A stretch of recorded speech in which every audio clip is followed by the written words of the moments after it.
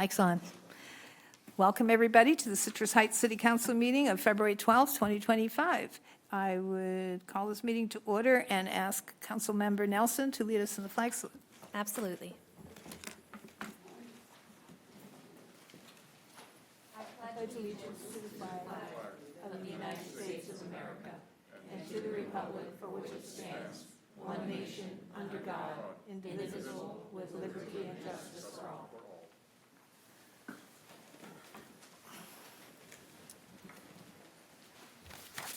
Could the clerk please call the roll?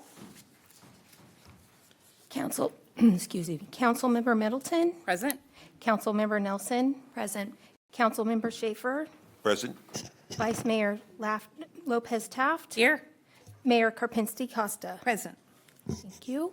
Next item, please. Video statement. This meeting of the Citrus Heights City Council is live and recorded with closed captioning.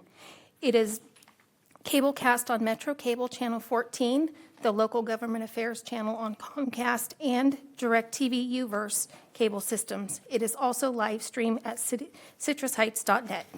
This meeting replays Monday, February 17th at 9 a.m. on Metro Cable Channel 14. Once posted, the recording of this meeting can be viewed on the city's YouTube channel.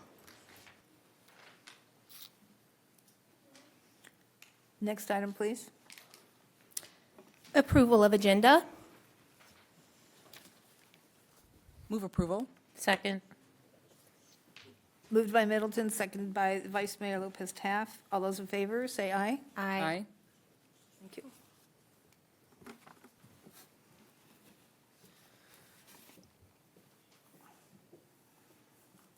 Motion passes. Next item, please. Proclamations. We have one proclamation. Proclamation of the City of Citrus Heights recognizing February as Black History Month. We have no one to receive our proclamation, but I will read the proclamation because we did prepare it, and we'll probably send it to appropriate person. Tonight, please join me and my fellow council members as we recognize and celebrate Black History Month, a time to honor the incredible contributions, achievements, and resilience of Black Americans throughout history and in our city today.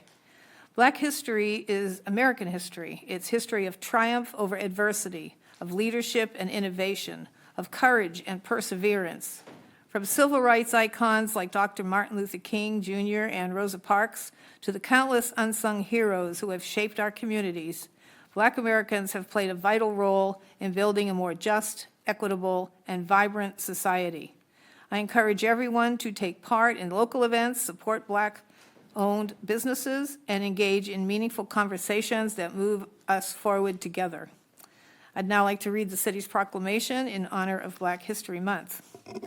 Whereas much of the city of Citrus Heights' strength and distinction can be attributed to the diversity of cultures and traditions that are celebrated by our community, and whereas Black History Month is an annual observance that recognizes and honor the significant contributions and enduring legacy of African Americans throughout the history of the United States, and whereas this year the theme of Black History Month is African Americans and labor.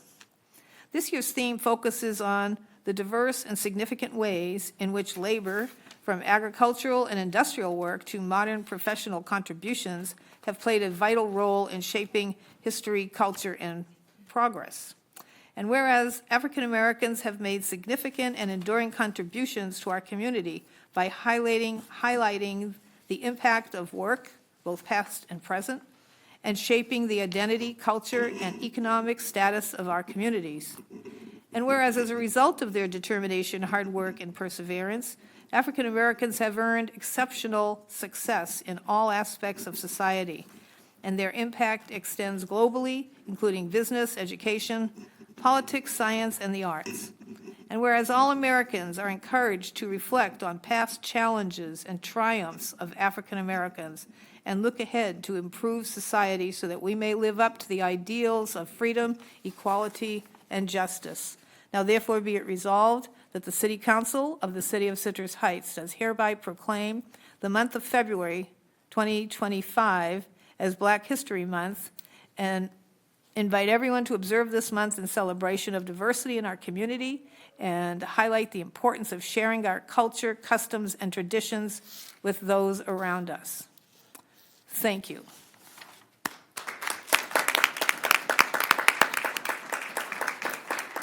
It does say begin clapping, so I did that. I'd now like to ask any council members if they have any comments. Any comments? Comments? No comment.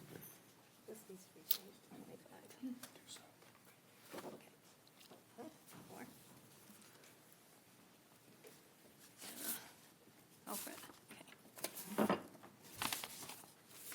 Very good. Next item, please. Public comment.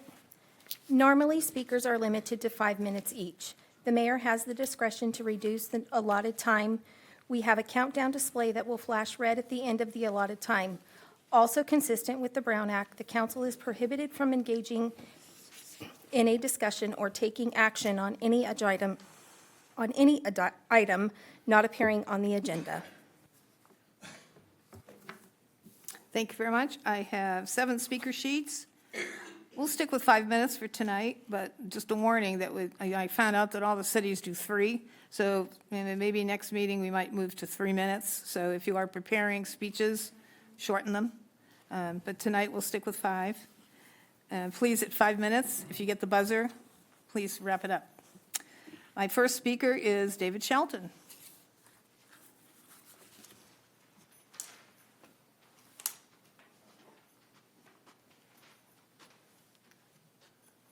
Today is actually Abraham Lincoln's birthday also. It is. Mayor, City Council members, my name is David B. Shelton. This will probably be an emotionally packed 5 minutes for me. If I stop, it's to take 2 deep breaths to refocus my emotions. I'm okay. I have a dream. I have a dream. I have a dream. But I'm not the first person to say that. Those words were used by a very distinguished individual, which has been commented on earlier. I want the world as I know it to be a better place because I was here. Now, voting should be viewed in the same view as firing your boss where you work. You can't, but voting is firing those who make laws and pass laws you don't agree with. Again, voting should be viewed in the same view as firing your boss where you work. If you can't, then voting by firing those who make laws and pass laws that you don't agree with. My returning for 5-minute sessions is how I vote for Citrus Heights. By my repetition at each council meeting, it works. Next, the mayor is at City Hall every Monday from 9 a.m. to noon, and we talk to each other. I've enjoyed all of our visits, all of them. I look forward to meeting the next mayor, Mayor Kelsey Nelson. I just hope she knows something about Robert's Rules of Order. I've determined that council does have that book. And parliamentarian rules, some of your people are very confident in parliamentarian rules and use them adroitly. I'm a parliamentarian also in my side business. I volunteer there too. I will be 81 in June, and I am rewarded early by problem-oriented policing, being replaced by impact policing. In other words, a cop on the beat. They've been coming to neighborhood meetings. They came to Neighborhood 5. They came again to explain what's coming with impact officers. You can see that on old TV shows if you look what a beat officer is, if you're not blessed by the age that I have. I was blessed to see that work for Citrus Heights from 2010 to 2015 as a good 5-year time span. Our POP officer in our area 5 is now the present chief of police of Citrus Heights, so it works. People need to pay attention to voting with their feet today. The prior mayor is in Kentucky. The prior mayor and Sacramento County Board member Sue Frost is in Arkansas. Why? California's cost of living is too high.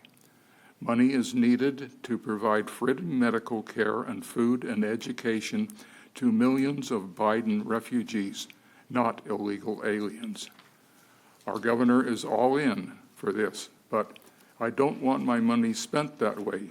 Democrats enjoy having their money spent that way, since they don't fire their political bosses and get a boss that will listen and not build a high-speed train from nowhere to nowhere in the valley. The federal funds, however, will soon disappear. Thank you for granting me time to talk. My February 26th 5 minutes will be about the 2024 year. My winners and my losers, as I discussed my future for Citrus Heights, is how I see it. I will be back at 6 p.m., rain or shine, February the 26th. Come see the mayor between now and then.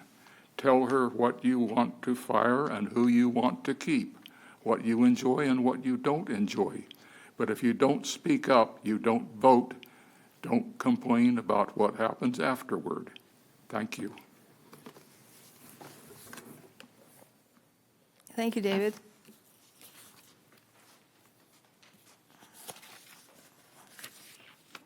Next speaker is Diane Bowerman. Did I say it right?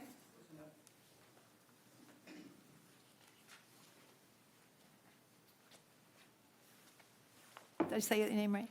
No, but it's close enough. It's hard. It's How is it? Borman. Borman? Pretend the E's not there. Oh, okay.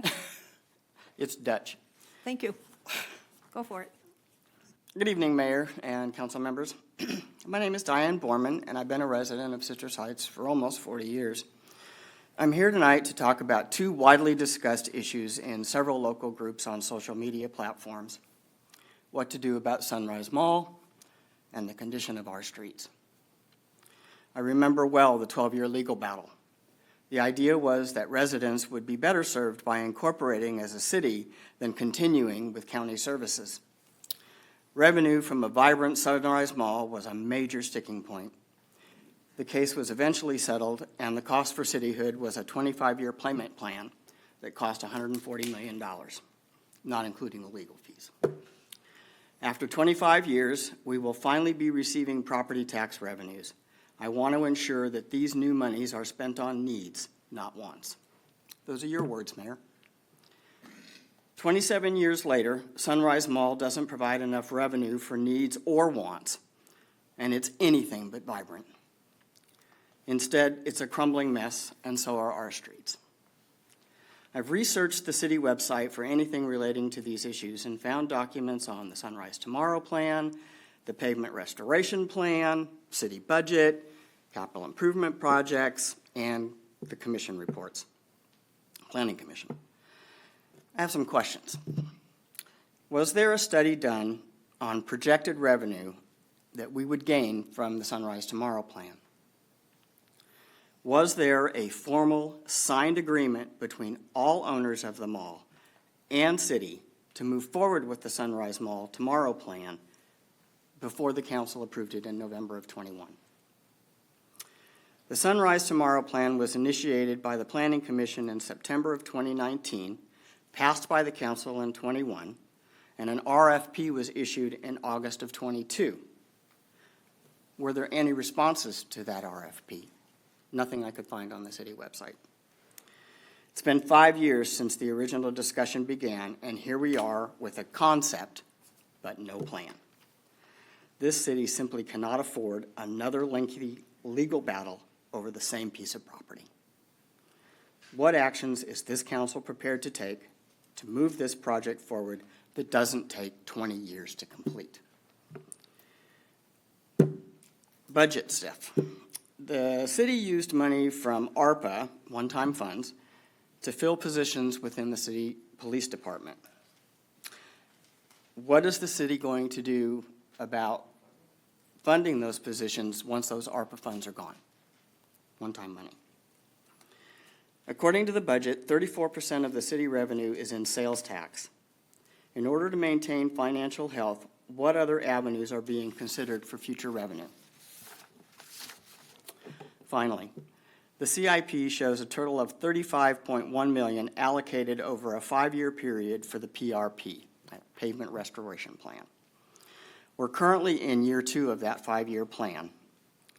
The budget report estimates that the total cost for resurfacing all of our streets is $90 million, with a $13 million needed annually to maintain those roads. Residential streets are being ignored for major arteries because of a lack of funds. As taxpayers, we deserve safe streets in our neighborhoods too. What is being done to address this shortfall now, as well as future funds needed for our maintenance of those streets? The decisions this council makes on these issues will affect the future financial health of this city, as well as the quality of life of everybody living here. On a personal note, Mayor, I would like to say simply, please do better. Thank you. Thank you. Thank you. Next is Kathy Morris.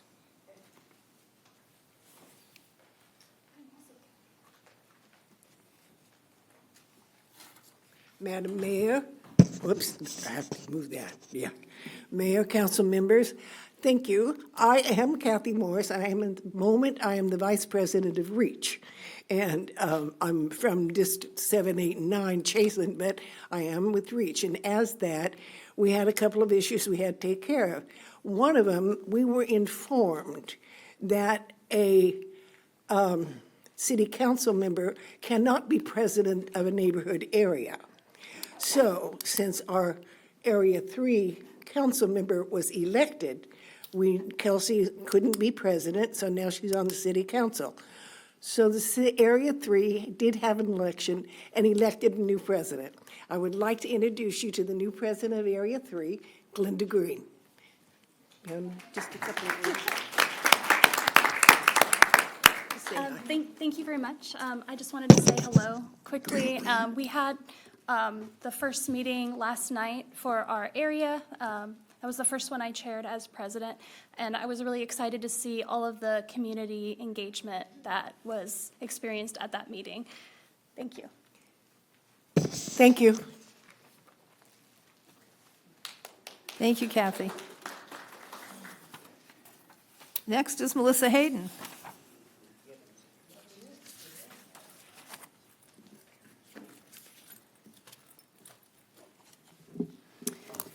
Good evening, council and fellow community members. I'd like to start off by saying I'd never come to these city council meetings unless there was a cause I truly believed in and felt needed attention in order to better our community. Firstly, Mayor Contra Costa, Pinsky Costa, excuse me. I'd like to address your comment at the last meeting that you received the emails. I am unaware of any emails you may have received about me or any of the efforts that I have made in this community, and you have not been transparent enough with that information. Yelling at me in the last meeting, saying that you have emails. What emails? I've never sent any of you a single email once. So unless you want to make that transparent to our community, then I probably wouldn't be yelling at a community member regarding it. Next, my time is very precious to me.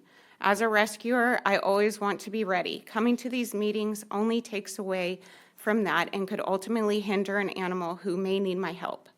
Helping animals has always been a passion of mine, and in the end, we need to put aside our petty differences for the greater good of our community animals. So when I come here, it's because there is a true issue that I believe needs to be addressed.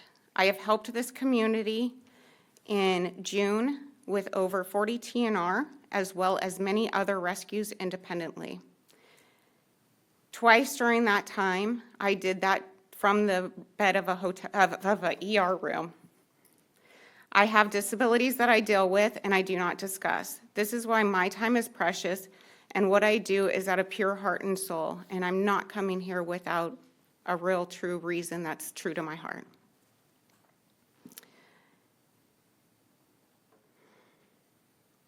Next. Oh, no. To say in your words, you're not putting up with my bullshit is the most uncompassionate, unprofessional, and demeaning thing you can say to any community member that is doing the best they can to make the city a better place. If you truly want to help our community this next year as you are seated as mayor, I truly hope your actions will speak louder than your words. If it is too, as you said in the paper, frustrating, you may want to reconsider your position. I do appreciate everybody's time in hearing me out and listening to what I have to say. I hope that it can be taken into heart. Thank you. Next speaker is Anna Rulon.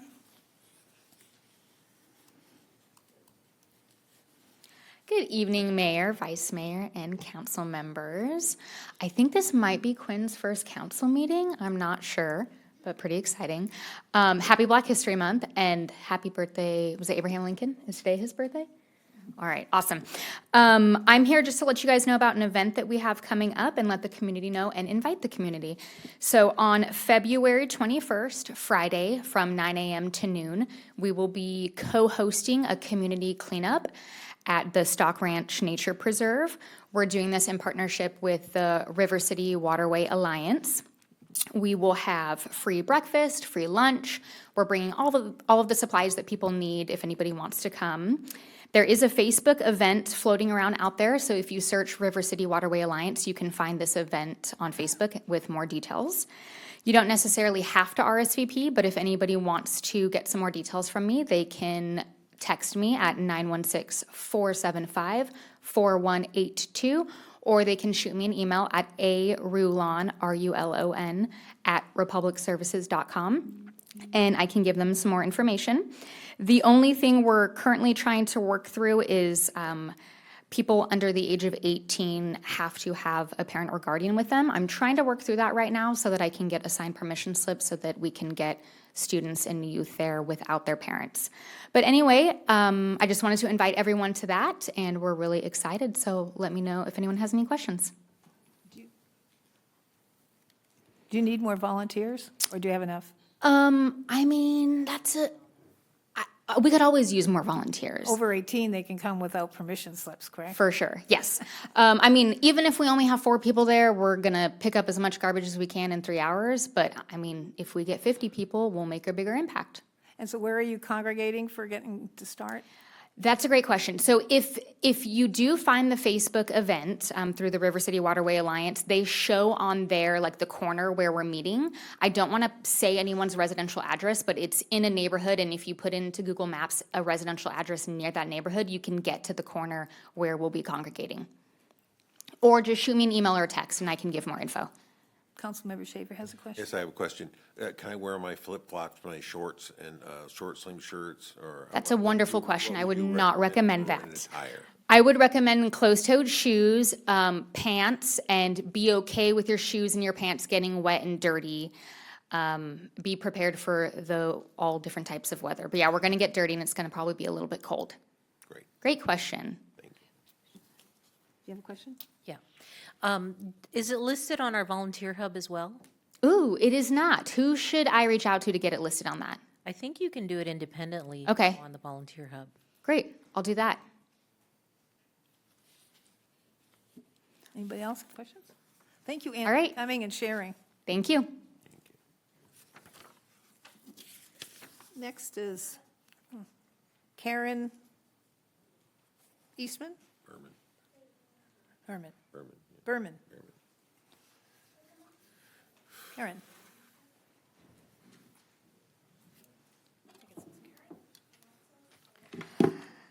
Good evening, City Council members and fellow citizens.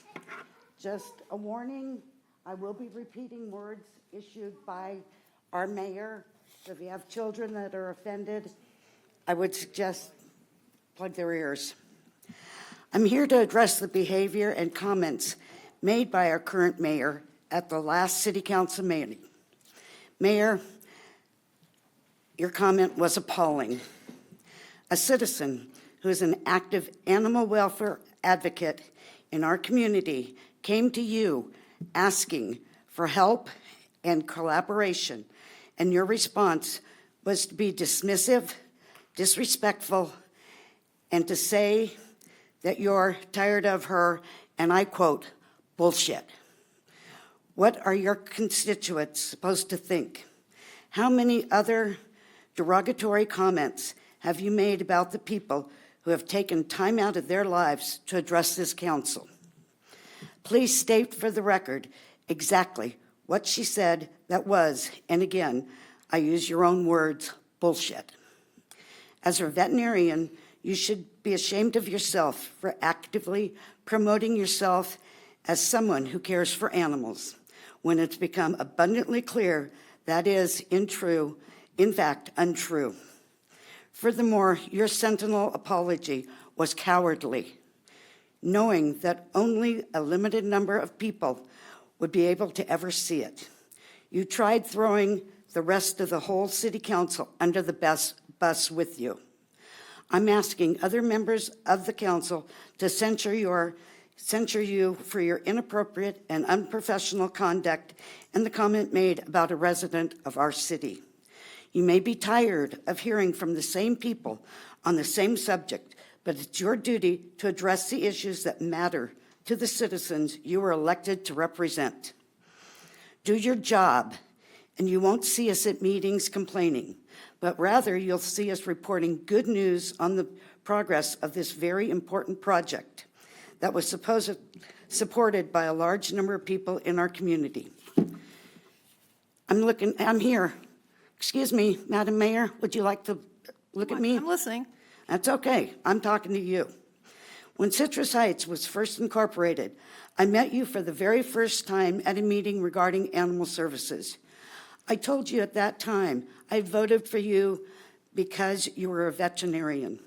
And I thought that at that time you actually cared about animals and their welfare. Luckily, I no longer live in your voting district because I sure as hell won't be voting for you again. And I will do my darndest to make sure that you are never allowed to sit up there cursing out your constituents again. Thank you, members of the City Council, for your time.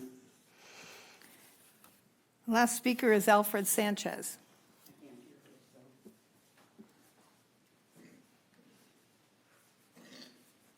Take me like half an hour just to get up here.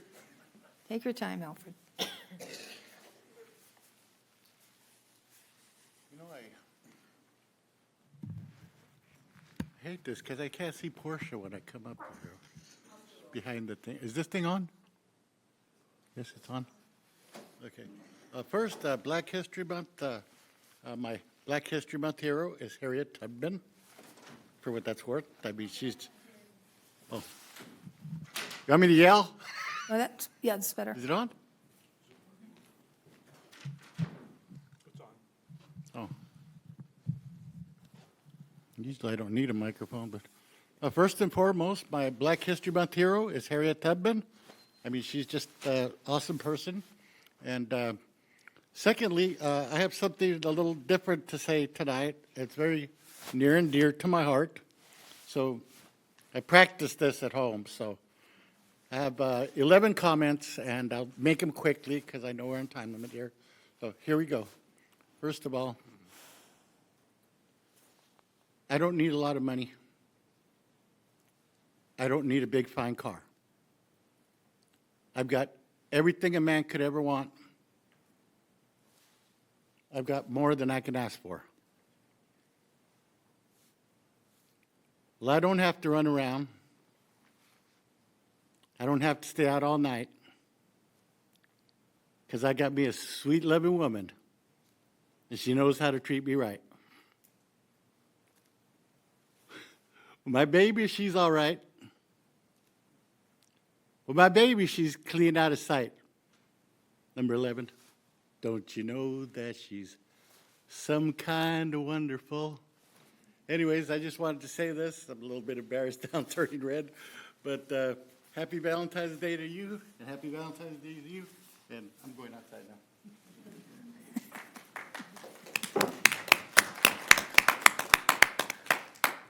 was great. Thanks, Alfred. That's all the speaker sheets I have. If there's any more, now's the time. Seeing none, next item, please. Comments by council members and regional board update.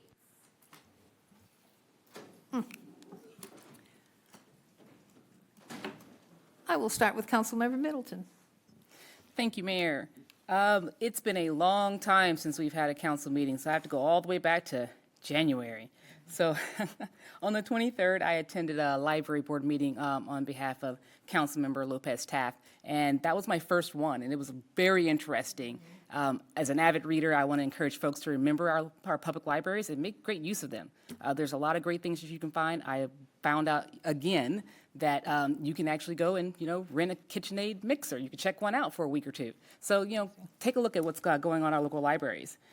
On the 29th, I had my California Housing Partnership Board meeting, and there we talked at the state level about how to expedite and streamline building more housing in our state and what we can do locally. And if you don't know that from the state of California, Citrus Heights has gotten the pro-housing designation, which means that we have very great housing policy twice from the California Housing and Community Development Department. We are doing a great job building homes here in Citrus Heights.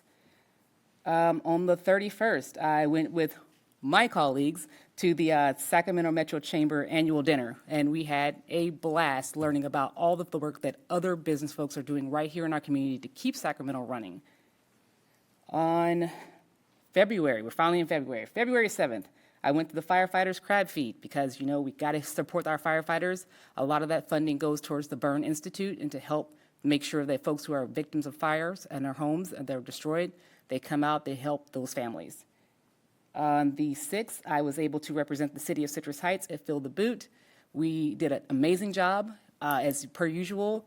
Folks came out, it was great, it was raining, so we had to send her a tent and, kind of shout at each other, and it was very cold. I was very glad to go home that day. On the 10th, I did our Cal Cities local meeting, which we talked about our annual advocacy priorities. And they include protecting local government revenue, which is just key. We understand that a lot of times at the state level, our legislators don't understand that those dollars that we get here locally, we need to have control over them to be able to do the things like some of our speakers said about paving roads and making sure that we're able to reinvest. Also strengthening our climate change and modernizing critical infrastructure. So that was a lot. You've been And busy. on a personal note, my oldest boy, he's 14, he's going to district championship for Sylvan Wrestling. Every one of their wrestlers ended up in a weight class, and hopefully tomorrow we'll bring home the championship. Wow.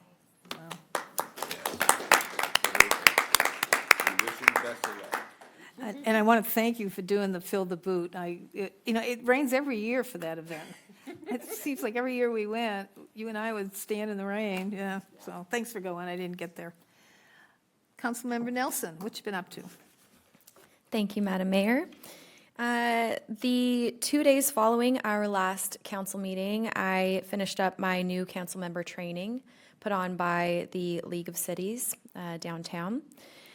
That was an intensive conference, and I definitely learned a lot, met a lot of our new local leaders in our region, so that was very exciting.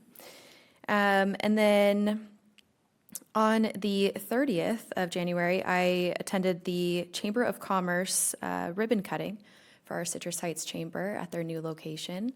So that was great to celebrate them and all their hard work that they do over there. They are now located at Fair Oaks and Greenback. And then the next day, the 31st, I attended the Sacramento Chamber dinner, as Councilmember Middleton described, and that was a great time as well, celebrating business owners who are making an impact in our region. Then I want to give a shout out on a personal note to my youngest brother and my sister-in-law, both of which graduated from San Juan schools.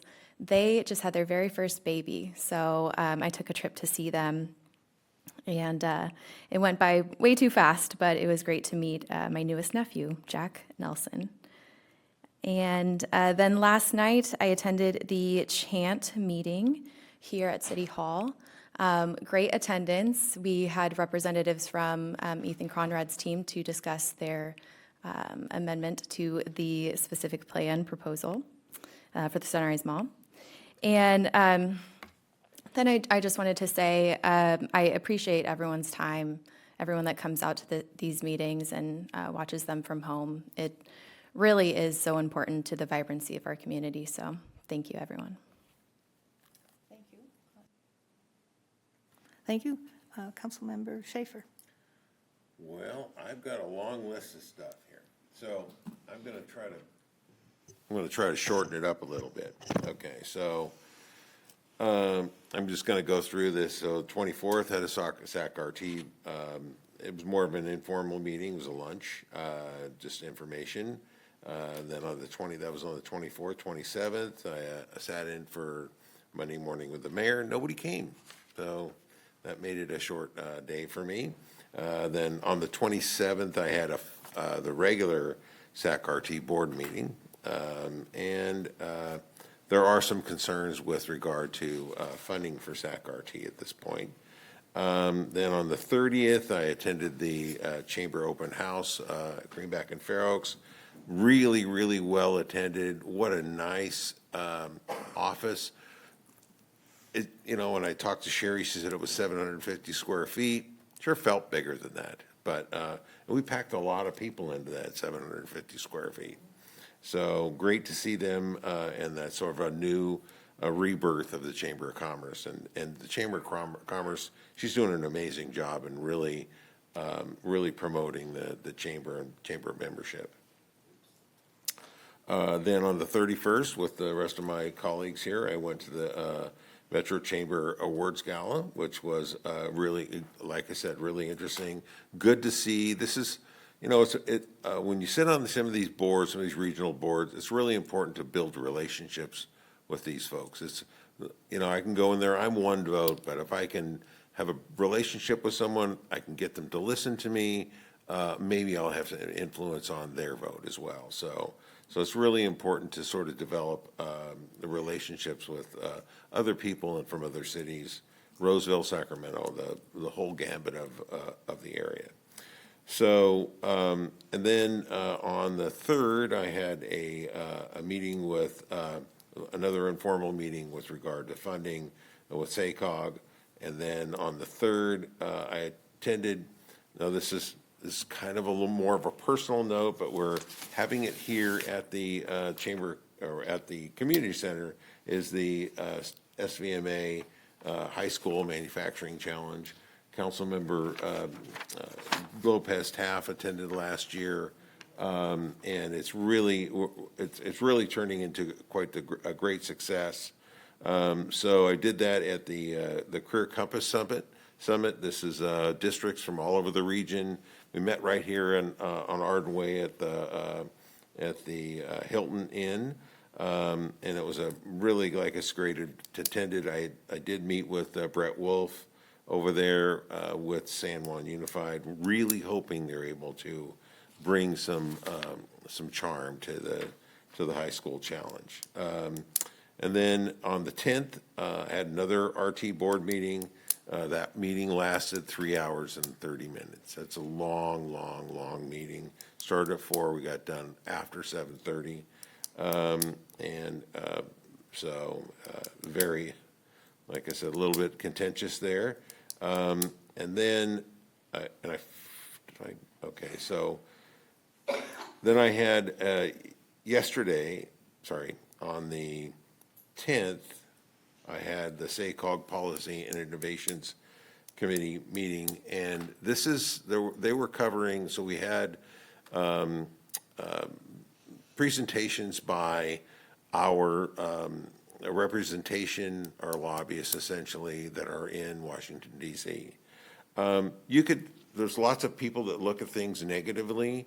I think the positive thing that comes out of this is the current administration, their primary focus is prior administrations were focused on public transit and light rail and all the, like I said, public transit. the new administration is all about infrastructure, roads, and road repairs. So while I see, lots of people say, well, that's less funding for transit. I don't think transit funding is going away because that's formulaic, meaning that, hey, you get this amount. I'm talking about an additional 15% of the federal funding that we get from the Federal Transportation Agency is actually going to go for, really earmarked for road repairs and road construction. So I think that's a really positive thing you can take away from that. So, and finally, just want to wish my wife, today she shares her birthday with Abraham Lincoln, and today is her birthday. So, unfortunately I'm here, not with her, but I want to wish her a very happy birthday. You can make it up Friday, Valentine's Day. Absolutely. Thanks, Mayor.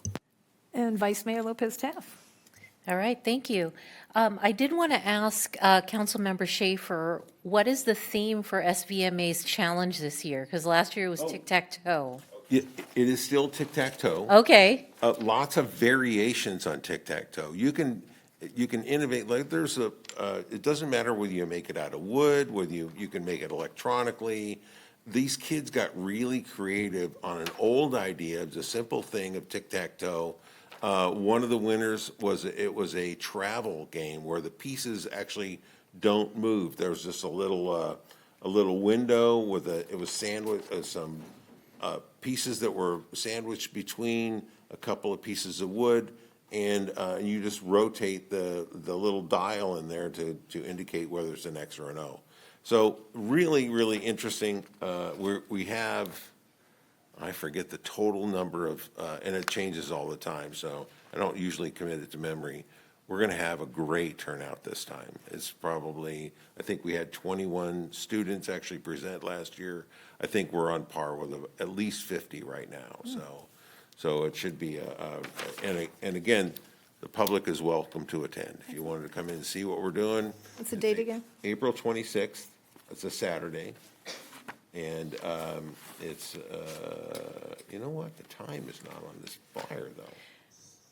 I am an absolute fan. Yeah, And, it really is amazing. yeah, and it was pouring buckets, and these students came out with their presentations, their demonstrations, and were just a delight to witness their creativity on display, and I really always enjoy that. So if I were to make a suggestion, it would be two things. One, a take on pinball machines, Okay? and two, I did have it in mind, but now it flew out of my head, so, it's to be forthcoming in a future Okay. All meeting. right. So pinball machine. I like it. So my updates, also had a busy few weeks in between meetings. I started off with and I'm not going to steal your thunder on this one, but we hosted here at City Hall a business pitch showcase with youth entrepreneurs, and we had 10 business pitches that were absolutely off the charts amazing, and did have some invited guest stars in the house that I'll let them give their experience. I also attended no less than three crab feeds, 1 week after another. I went to the Seroptimus Kiwanis crab feed on the 25th. I attended the Casa crab feed the following week, and then recently attended the Rotary crab feed. All wonderful. And the reason why I go to these, not only because I love crab, I'm native San Franciscan, but because I love the causes. I love the causes. I love to be able to participate in a way that's fun to participate. There's no greater joy for me to eat and give. So I really appreciated that. I did attend with Councilmember Schaefer the SAC-RT board meeting as the alternate. It was really great to get the lay of the land and understand the issues that are happening with SAC-RT. So that was a wonderful introduction. Thank you, Councilmember Schaefer.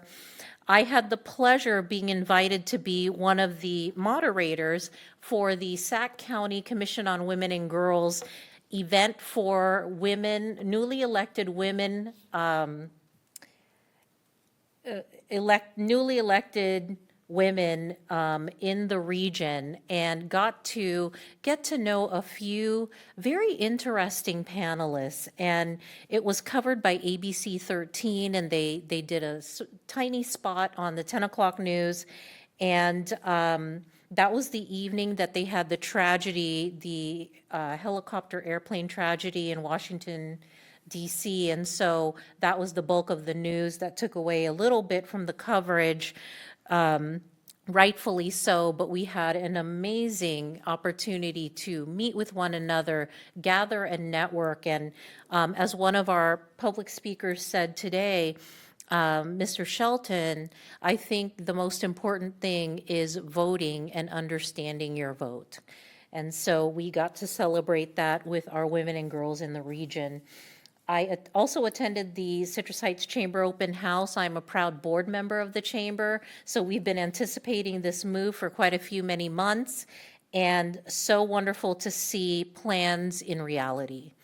And our new executive director, Sherry Merrick, is doing a stand-up, amazing job, really creating community amongst the business owners here in the city. She's creating excitement again to be part of a business community in Citrus Heights, and that's what we need. Finally, last night, many of us have early mornings and late evenings, and last night, as a personal interest of mine, I attend the San Juan Unified School District board meetings, and I like to tease those who know me, who attend the meeting, that I always show up when you're talking money and plans.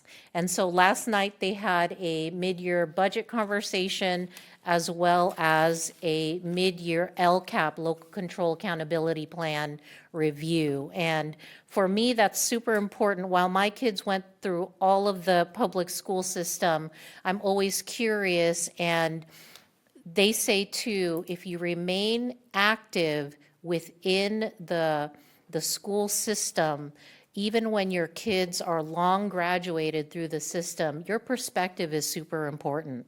Those meetings are open, just like ours here, function under the very similar rules.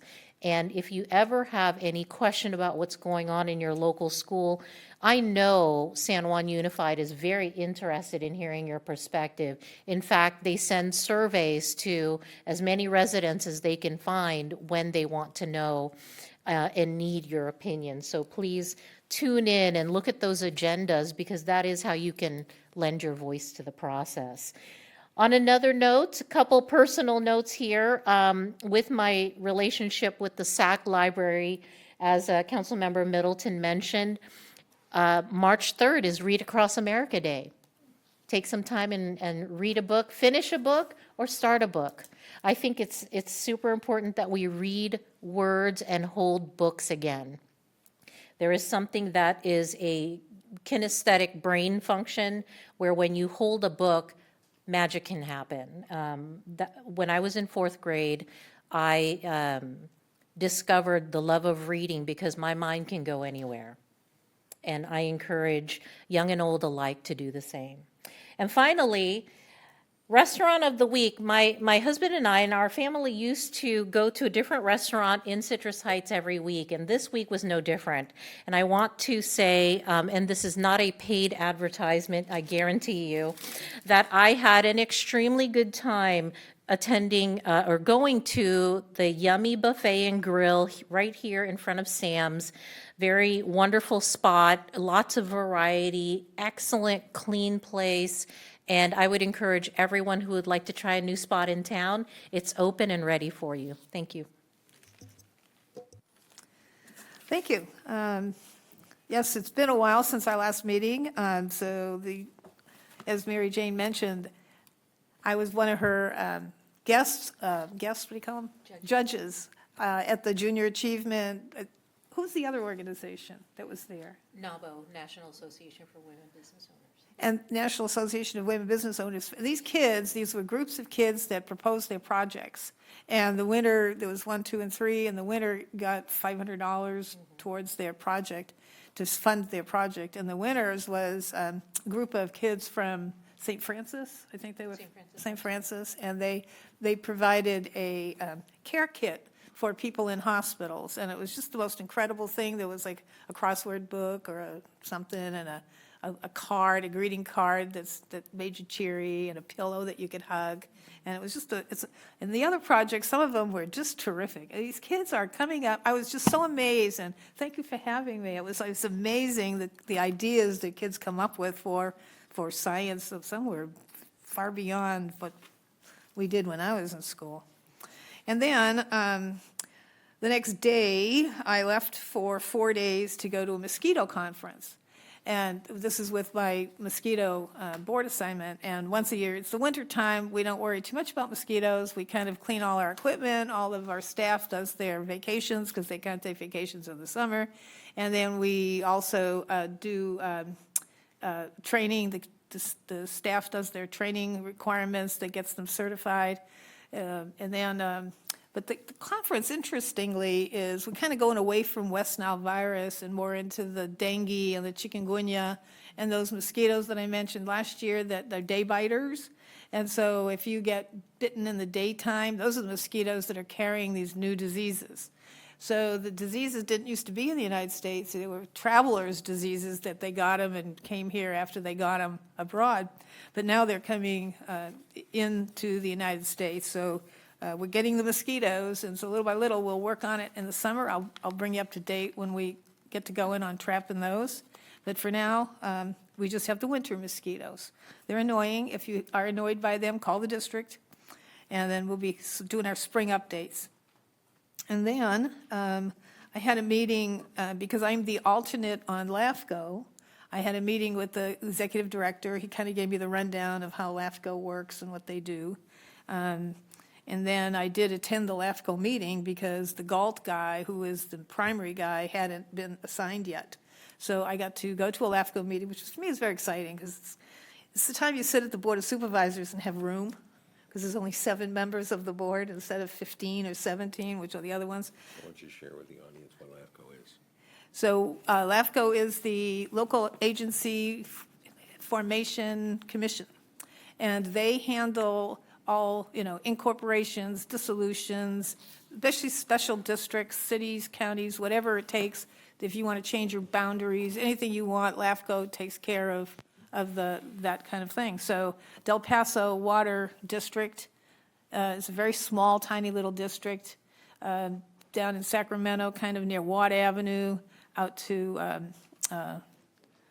Watt Avenue. It's down that Watt Avenue and where that El Camino around there. Not very many hookups, but they are now merging with Sac Suburban. So those of you that live in Citrus Heights, Sac Suburban District, we now have Del Paso. So all we did was do the negative declaration, because merger's already been approved. So before a merger can happen, LAFCO does an in-depth study of the rates, the governance, and they had some really bad governance issues. They look at the infrastructure, how much infrastructure they have, the age of the infrastructure. They had some wells that were not working. And so now that they take over, the state gives them some grant money to fix up their stuff. So Sac Suburban will get the state money to spend it on the Del Paso hookups. So anyway, that's very interesting. That was all really on the agenda, was that issue. And then I did go to the chamber open house. It is, I think that's where Roberta McGlashan had her campaign headquarters when she was campaigning. I think that's where the same building, it's the same building, I think it's the same office. I went on the 31st, I had a lunch with all the mayors, and so the mayor of Folsom, Rancho Cordova was there, Kevin McCarty was there, Phil Cerna was there, and it was very nice to have, we compare like how are things going in your city, how are things going in your city, so it was kind of nice. I enjoyed that. It was nice. We all take turns. It'll be my turn probably in March or April. We'll see who's next. I don't think I'm second. I think I'm third. Then they had, let's see, the Metro Chamber Awards Gala. That was quite nice. we had a table real close to the exit, you know, in the old days, that was where you wanted to sit in case of fire. We were the furthest from the stage you could be, but closest to the exit, and Portia, you knew everybody there. And you looked phenomenal. She did. She knew a lot of people. I did Monday with the mayor on February 3rd and 10th, and I usually get Mr. Shelton to visit me, but, you know, everybody is welcome to come and spew and do whatever they want to do. I did get a briefing with the director of SACOG, and I went to the vet center. Our neighborhood is funding the vet center to get some additional security for their building. They've been ripped off a few times. And I think that's it. That's it for me. I wanted to know, are you students in the back of the room? I can't see very well, so, but it's been brought to my attention. Are you high school guys from? We're from Scout Troop 107. Scout Troop 107. Who's your spokesperson? Can you come to the microphone? Love it. You hit, you're Scout Troop, you could have done our pledge. Hi. So where are you from? We're from kind of like the Fair Oaks, just the general area. Oh, wait, so Girl Scout group? It was originally Boy Scouts, but now it's just Scouting America. Oh, cool. Do you want to introduce your friends or anybody? Say hi to Mom. Yeah, we're just, Troop 107G. It's really fun. We learn a lot about. Are you working on a badge? Yes, citizenship in the community. Is there anything we can do to assist you in your badge? We just have to take notes and stuff, so, Okay, yes. thank you. Thank you for coming. Thank you. I think that's it. Next item. Consent calendar. It is recommended that all consent items be acted on simultaneously unless separate discussion and/or action is requested by a council member.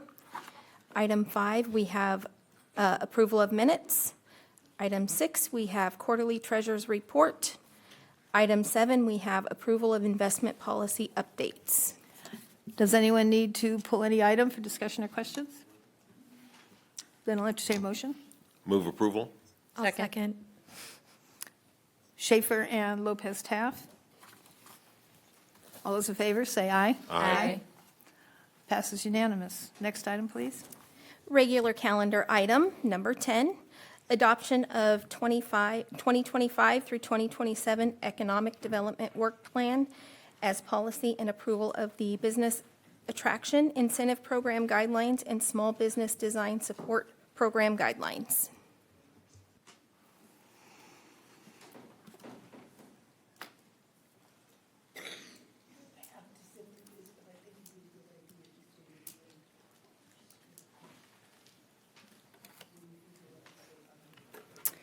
Good evening, Council. I'm Megan Huber, Economic Development and Community Engagement Director. This evening, we're reviewing a really significant agenda item. It's a strategic objective that City Council set in March of 2024. And it ladders up under our goal to diversify for a vibrant economy. And the objective specifically was to prepare and present an economic development work plan to City Council, as well as establish a suite of incentives to attract sit-down dining and entertainment options. I'm going to lead with some candor here and admit this might be the heftiest work product I've ever presented you. So I've done my best to distill the comprehensive product into a presentation. Happy to stop along the way, clarify any definitions, data, other questions, and also toggle the product. So you might see some paper shifting around here, and that's just because we want to do it right. So in order to create an economic development work plan, it requires a significant amount of bandwidth. Let me back up for a minute here, because I know that we have attendees here in the audience and folks watching at home, and start with our first definition in case we don't know. Economic development is essentially the building and growing of local economies, and that can happen at grassroots levels, local jurisdictions like Citrus Heights, regionally, statewide, and nationally. Economic development usually consists of 4 core things. It's about attracting new businesses. It's about retaining and expanding the businesses that you have. It's about marketing, and that's highly individualized, whatever it may mean for your own community. And it's about entrepreneurship and startup support. So when we consider those 4 categories of really important and also distinctive work, we have to do our homework to make sure we're gathering information that can best inform an eventual strategy, something that matches Citrus Heights. So what you saw in this product and what we'll walk through this evening is what informed this plan and also a flyover of the plan itself. And we'll review data analysis. We'll review a real estate assessment of Citrus Heights. We'll review the stakeholder outreach that informed this plan. And then we'll review highlights and eventual outcomes of the plan itself. So data analysis is extremely important because, in honesty, we think we know our community through our own individual experience, but what that is anecdotal and highly individualized. So it's important to start with really objective data to inform who your community is so you can figure out what you would like it to be. So when we look at data analysis, this is a quick snapshot of who Citrus Heights is as a community. We have over 87,000 residents. Of those residents, 45,000 are active in the labor force. I want to clarify here, that does not mean labor force in Citrus Heights. Those are Citrus Heights residents who work somewhere in the region, and maybe even further. Citrus Heights itself has almost 20,000 jobs, and we'll review where those jobs are later in the presentation. About a $75,000 median household income. Our median home value is $407,000, and we have a 22% achievement rate of a bachelor's degree or higher. And we'll review later in the presentation exactly why those numbers are important and how we use them. The top industry clusters for Citrus Heights is a prime example of why it's so important to get to know your community via data. Because when I was a Citrus Heights resident, before I represented Citrus Heights as an employee, if you would have asked me off of the street, what is the top industry in Citrus Heights? My answer would automatically be retail. But when we look at the data, that is in fact not the case. Our number 1 industry by job count is healthcare and social assistance. Second is the retail trade. Coming in third is accommodation and food services. I think most of us know via our individual experience that Citrus Heights has 0 hotels and 1 motel. So what that really represents is the plethora of restaurants and food options that we have available here. Coming in fourth is professional, scientific, and technical services. And finally, administrative and support services. I want to take a quick minute and cite our sources here. We partnered with Greater Sacramento Economic Council to source this quality data, and these top industry clusters are divided by NAICS codes, so that's where that comes from. It's a little bit tougher to quantify and fully measure what our top target industry clusters are. And the reason for that is the definition of a cluster are groups of businesses that are interconnected in functionality, supply channel, or some other way. And we measure those both by job count and number of business firms. So all that to say, we leveraged Greater Sacramento Economic Council's data analysis shop for some custom analysis, where they dove deeper into job occupation counts as well as industry cluster strengths and came up with our top target growth clusters. And there's a lot more information and data inside of the work plan, but overall what that looks like for us, taking into account a lot of other factors, making sure this is the most pragmatic list possible, is first and foremost, our top target growth cluster is healthcare and social assistance. A variety of factors inform that. The medical industry itself is certainly recession-proof for the most part, and a continuing need for all of us, combined with the fact that our population is aging and needs a continuum of care services. That makes that a top target growth cluster. Coming in second, which is really exciting given some of the community feedback that we'll review later. Quick question for you, Megan. We have a lot of memory care, senior care facilities. Is that counted in healthcare and social assistance? It is. Okay, thank you. Coming in second is consumer services, and this is a conglomeration of NAICS codes, again, looking at both occupation and industry clusters that show our second top target growth cluster is consumer services, meaning arts, entertainment, and recreation. And not to lead with the close, but I think we all know that that is one of the strongest community desires for our residents and visitors to see more of that, and it's really great to see data that backs up that growth potential. Coming in third is retail. Although it had a slight decline in job growth projection, the fact of the matter is we have majority retail real estate, and it is a core growth cluster for us. Coming in fourth is financial and professional services. Really great median incomes in those industry clusters that can fill our office spaces that we can talk about later. And finally, which I know is a passion for all of you, entrepreneurship and startups. So the second category that informed the development of this work plan is a real estate assessment. And we can dream a lot of dreams when it comes to business attraction and things that we'd like to see here. But the fact of the matter is, if we do not have real estate that is a good match for it, it will never happen. So it's extremely important to, number one, know our inventory. Number two, be really, really honest with ourselves about what we have and what we do not. And then number three, make a plan to fill that stuff. So taking a deeper look at a real estate assessment, I thought it would be fun to give council a behind-the-scenes look at what real estate looks like through an economic development lens. The image on the left is snapped from CoStar. It's a real estate database that I use, economic development practitioners in general use frequently and often to help really explore available real estate on the ground, do site searches for potential businesses and companies, and know exactly what's out there, how much it costs, what it takes to fill it. So on the left, I actually took this just this morning. This is what Citrus Heights looks like in terms of available retail real estate for lease.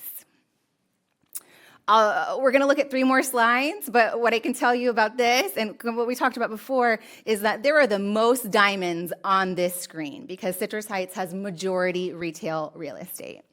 In addition to that, what you will have read in the work plan is the importance of site preparation, meaning know your inventory, have a working list of top 10 sites, and do the analysis work to prepare it as much as possible. So on the right-hand side of the screen, you'll see a snap of available listed retail real estate, and it should all look really familiar.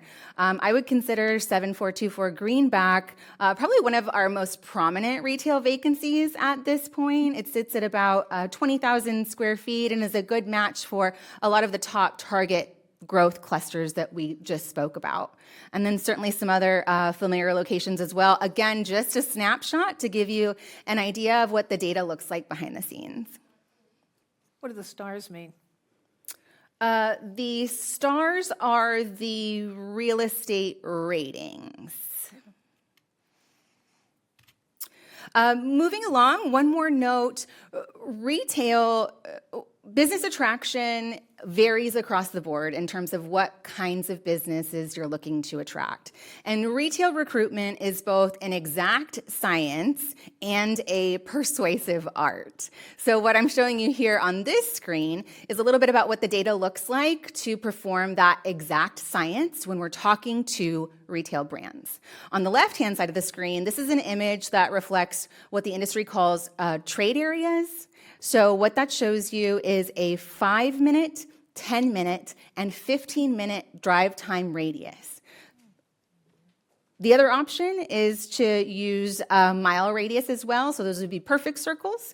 Retailers have different preferences just based on what exactly it is that they're looking for, but what those ring radiuses do is capture data to show them exactly what the market looks like. And that is the center image on the screen. That is a snapshot of all of the data outputs within that 5-minute drive time radius, the red blob on the screen.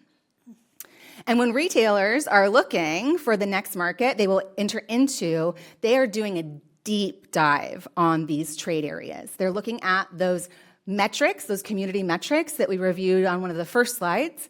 They immediately would need to know population size, number of rooftops, which reflects density of market, median household income to be able to reflect spending power, and then on a page not here, they also want to know traffic counts to make sure there's good visibility and activity in a market as well. So those are some examples of trade area requirements. Another least favorite, yes. So this is data that typically the very large corporate box stores or restaurants or chains, this is the data they look at. Correct. What's the propensity for people who are like a sole proprietorship restaurant or business probably wouldn't dive into this deep? This is somebody from the corporate headquarters is going to look at this data and go, okay, well, this matches for. So the question is, and I don't mean to disrupt your presentation, but the question is this our focus? Are we only looking at the big, chains? The ones are we only looking at? Okay, well, if we want to get a Home Depot, this is what Home Depot is going to look at. Mm-hmm. Okay, if we wanted to get a original Pete's restaurant, they might look at this maybe. It would certainly, I would consider it a smaller component of a total compelling business case, which would be the remainder of the bullets on the slide. But I would like to provide an example where maybe potential businesses don't know even when to look for data, and that's where an economic developer can provide value. As an example, City Manager Feeney and I were having a conversation with a brewery brand, hyper-local, definitely less than 10 chains, and one of their signature offerings was to be really, really pet-friendly. And certainly we can talk about how Citrus Heights is pet-friendly. I can tell them all about the Halloween parade, but that doesn't really matter when you're having that sort of quantitative conversation. What I was able to do using this data is to look at demographics and psychographics of our population and find a very specific number that shows Citrus Heights has a higher than average population of pet owners. And you bet they stayed at that table a little bit longer. So moving on what else could make up these compelling business cases, a word that a retailer does not like is cannibalization. And that is when a retail or a business moves too close to their own brand or another significantly similar business and starts to eat away at the market rather than growing it, which is why location and site selection is very important. Also important is co-tenancy, who they're going to be living next door to and with, and hopefully attracting similar demographic and psychographics too. Gap analysis is really the opposite of cannibalization, looking for what the market is missing from a use standpoint. One that comes top of mind for me as a Citrus Heights consumer, because I do my very level best to shop local all the time, is Citrus Heights has a hole in the women's clothing market. There is still market to be had in Citrus Heights for women's clothing retailers. Now, again, that's where the data does not necessarily match our anecdotal experience, right? I can think of where I shop very regularly and generate sales tax, but that means that there can still be more store offerings. So site selection, that's where economic developers build really powerful partnerships as part of business attraction, is taking the work off of a potential business's plate, already knowing site inventories, what's available, what exactly the lift is to hopefully save time and money and get them to Citrus Heights as quickly as possible. And also hopefully ride some waves of expansion strategies. And you can hear through all of that how a jurisdiction can also differentiate themselves and rise to the top as an eventual selection through incentives and support. Moving on to office real estate, the image on the left represents available office leases on the market right now. The Citrus Heights market sits at a current vacancy rate of about 14% compared to a Sacramento market overall rate of 18%. Some important factors in office site selection are workforce availability and labor market fit, which is why we talk about those workforce numbers, job creation numbers, minimum education levels, skilled trade activity, etc. Office space condition and classifications can also be important. Hybrid work and office space demand is certainly more relevant now than ever in a post-COVID environment. Again, co-tenancy and clustering. Councilmember Schaefer, I can feel a burning question, and I'm happy to take it. Just jump in. It's like double dutch. And you just touched on what my question was, is this, are these post-COVID numbers, and what did they look like before COVID? It was in the work plan. What I recall from the numbers was we certainly had an increase in vacancy, COVID, and then a smidge of stabilization. And we still look better than the Orangevale mid-market along with the Sacramento market. So looking at those numbers in total, I would consider the Citrus Heights office market relatively stable, candidly. Moving on, co-tenancy and industry clustering. Medical wants to be by medical, right? Think about Dewey Drive and similar. And then finally, again, local incentives and business support. Finally, our third category of real estate is industrial style real estate, and that is almost a blank map. And the reason for that is Citrus Heights has only 11 industrial style properties within its city limits. I'm going to again be candid and let you know, as an economic developer, that's very difficult, because what that means is that every other jurisdiction in the Sacramento region gets to play with really cool stuff, except for us a lot of times. When we look at Greater Sacramento Economic Council's target industry clusters, those are majority industrial style real estate, things like mobility, advanced manufacturing, agriculture, ag tech, and other. So all that to say, that's why it's even more important for Citrus Heights to have its own authentic economic development strategy. And as I recall from my training with GSEC, was that 88% of our population travels out of the city for work. I'd have to confirm that. Might be old, but... But you bring up another great point of it's not a means to an end of industry cluster attraction either. There is so much give and take of workforce and cluster building. It's not clean on jurisdictional lines. Certainly, rising tide lifts all ships. So moving into the stakeholder outreach that informed this plan, that also had 3 segments. First, I want to express gratitude and recognize Director Kempenaar and our community development staff who assisted with this portion of outreach, certainly as it related to zoning and other entitlement processes. It was a wonderful teamwork that resulted in a lot of this development and business community feedback. What we heard in terms of insights when we interviewed property developers, property owners, property brokers, property managers who engage in this discussion is that for Citrus Heights, we're evolving our retail landscape as it is aging, which takes creativity and a business-friendly mindset. Great news, they certainly feel that from staff. Said staff is responsive, and in creating solutions together as much as possible. But certainly it's one bite of the elephant at a time when we're talking about how to reuse aging commercial real estate.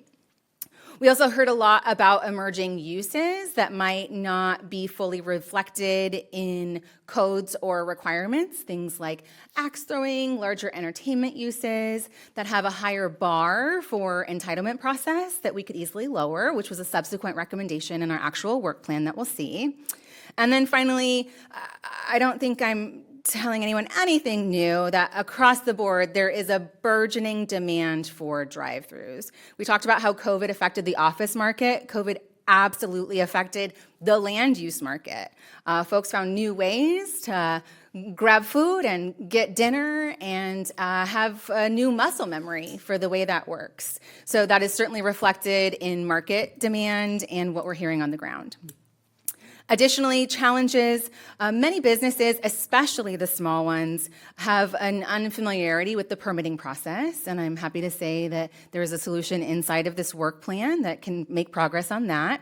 We've also heard about zoning thresholds and building in even more flexibility to maintain our business-friendly credo. We heard more about fee structures in a way that we could possibly be more pragmatic around how to process projects. And then, as we reviewed before, we definitely heard about our limited light industrial opportunities. The second category of feedback was from our residents via a flash vote. Flash vote is a tool that we use to gather statistically valid community sentiment data. We found that on average, Citrus Heights residents rate our business options and offerings as neutral at an average 3 points out of 5, and that residents 35 and under are satisfied at a higher percentage than other age ranges.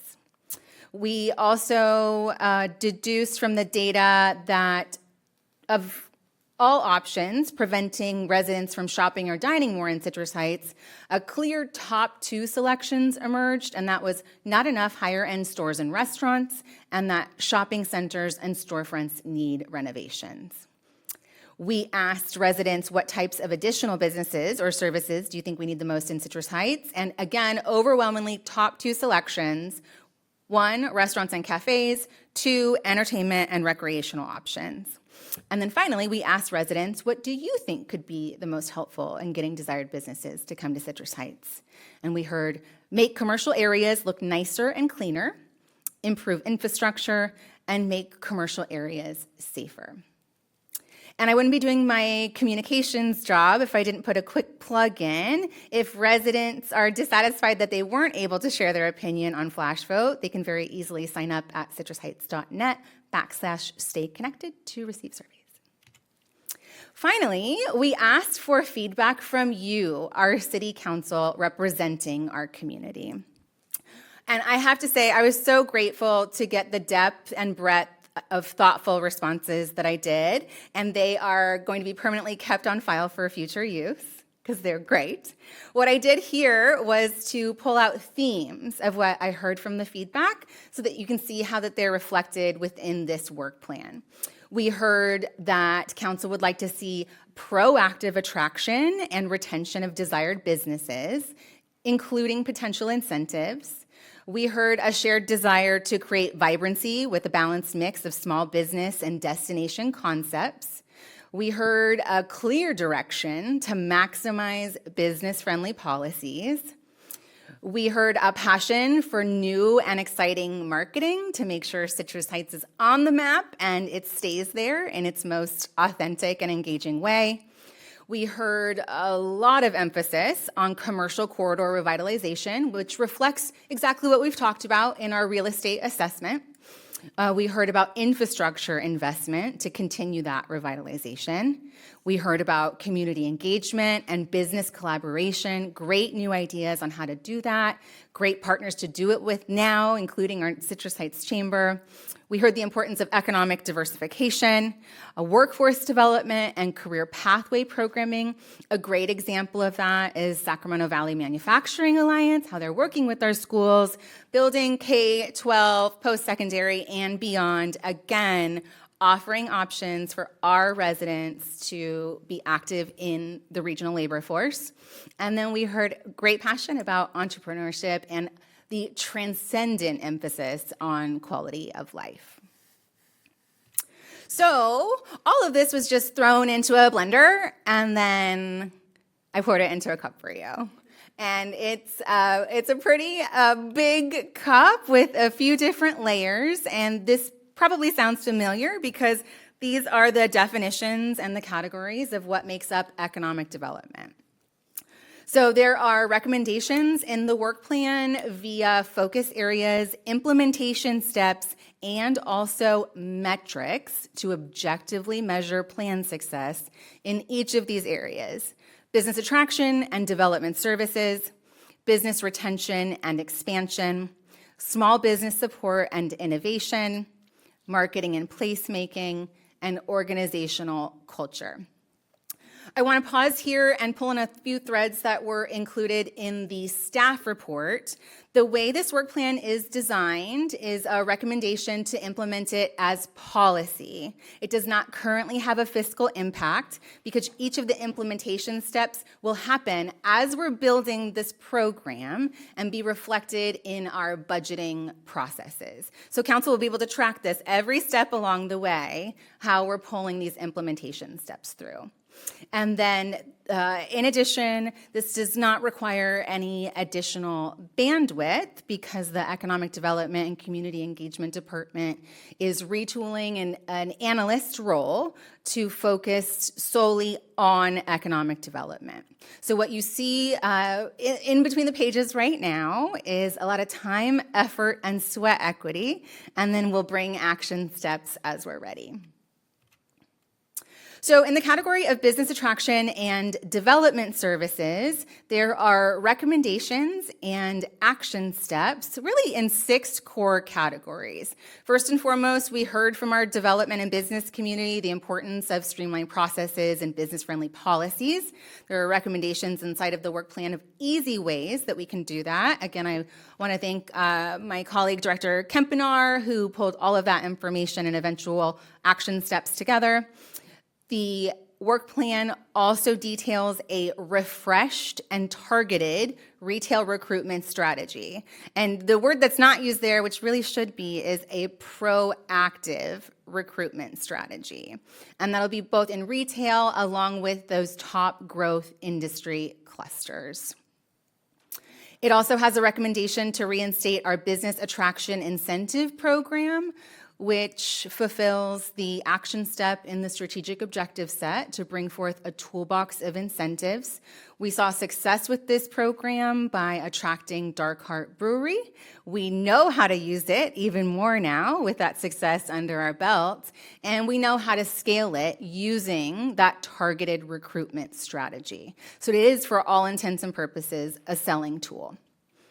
Another selling tool, once businesses are ready to land, especially small businesses, is the Small Business Design Support Program. I want to take a minute to pause on this because the program really reflects a structural tension between businesses who have a dream and the processes that they need to go through. We've heard a lot from small businesses and business advocates that it's really hard to know how to walk through the process when you haven't done it before. And add to that, you're on a clock. You signed a lease.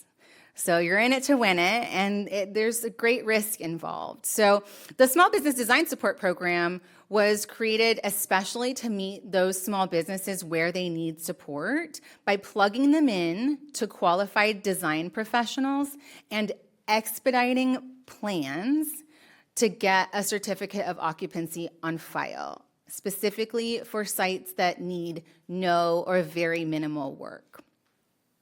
As an example of how that could work, there is a restaurant in Citrus Heights that is so successful and looking to expand. They signed a lease and a larger property that, for all intents and purposes, looks turnkey, but had nothing on file.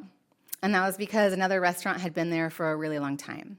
And in order to get a certificate of occupancy, we got to get stuff on file. That's our obligation as a local jurisdiction.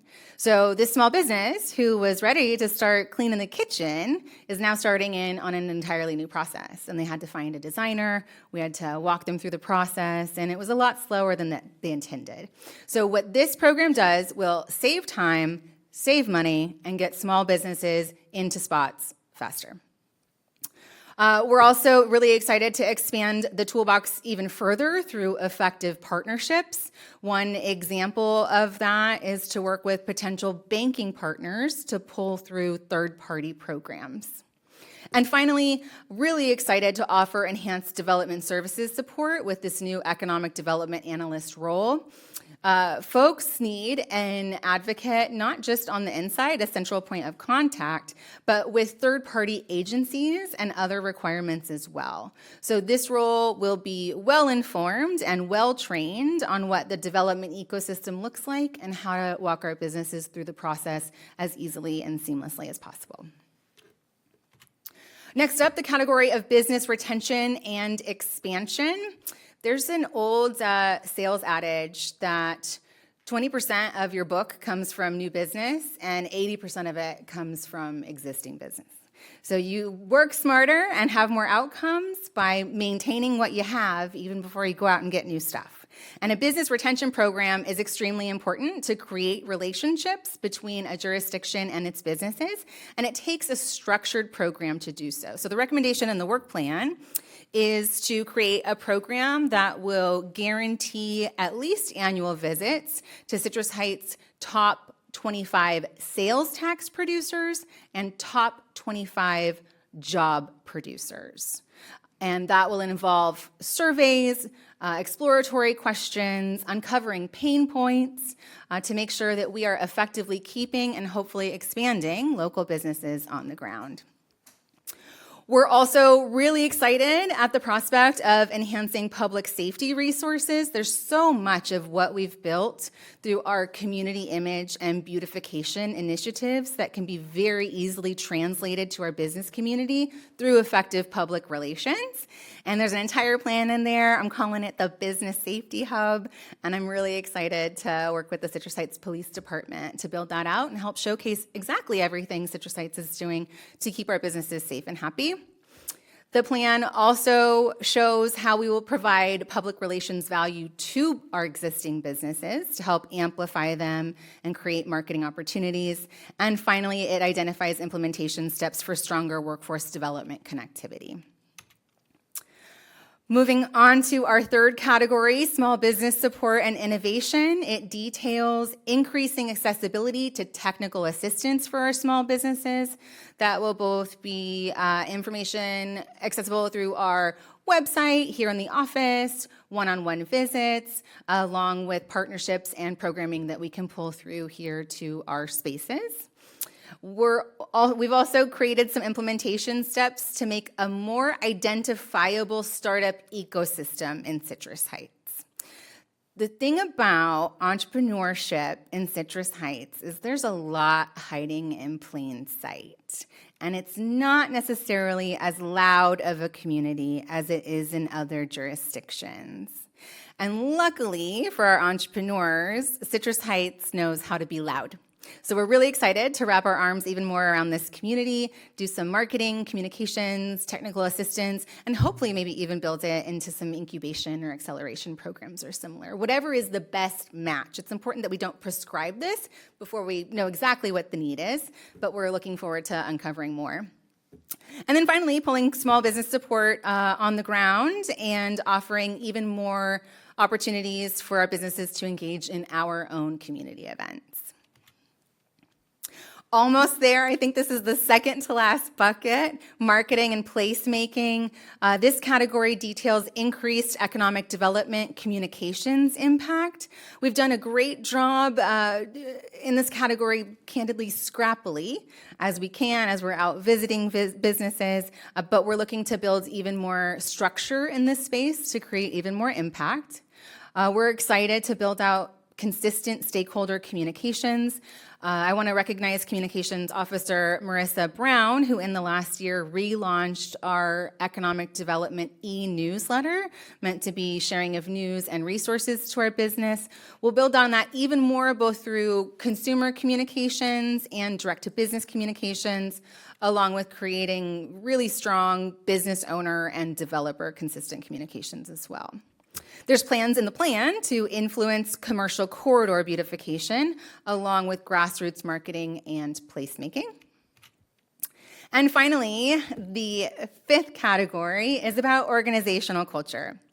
And I teach a class for the California Association of Economic Development. I teach the business attraction and marketing class. And so many students come in wondering how the heck they're going to do this big job as one person. How do you build a local economy with one person's bandwidth? And the answer is, it's not one person. The answer is everyone is an economic developer. For Citrus Heights, it starts with our internal staff, the best, frankly, in my opinion, around, a really great crew. We've made plans to build more structured training and access to economic development subject matter, expertise, and knowledge, which will continue to pull through on business-friendly environment making. And then past that, as detailed in the staff report, we'd like to do even more implementation steps, making sure that we're identifying everyone that makes up our Citrus Heights business community as an ambassador for economic development. That is internal staff, development services, city council, our business associations, property owners, property managers, property developers, and beyond. The list is endless. And if we can provide the right education and create the appropriate level of passion, then we will have an entire army of economic development ambassadors.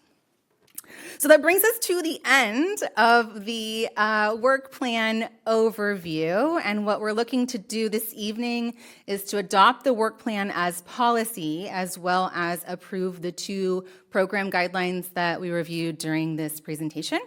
And that's the recommendation, and I'm happy to answer any questions.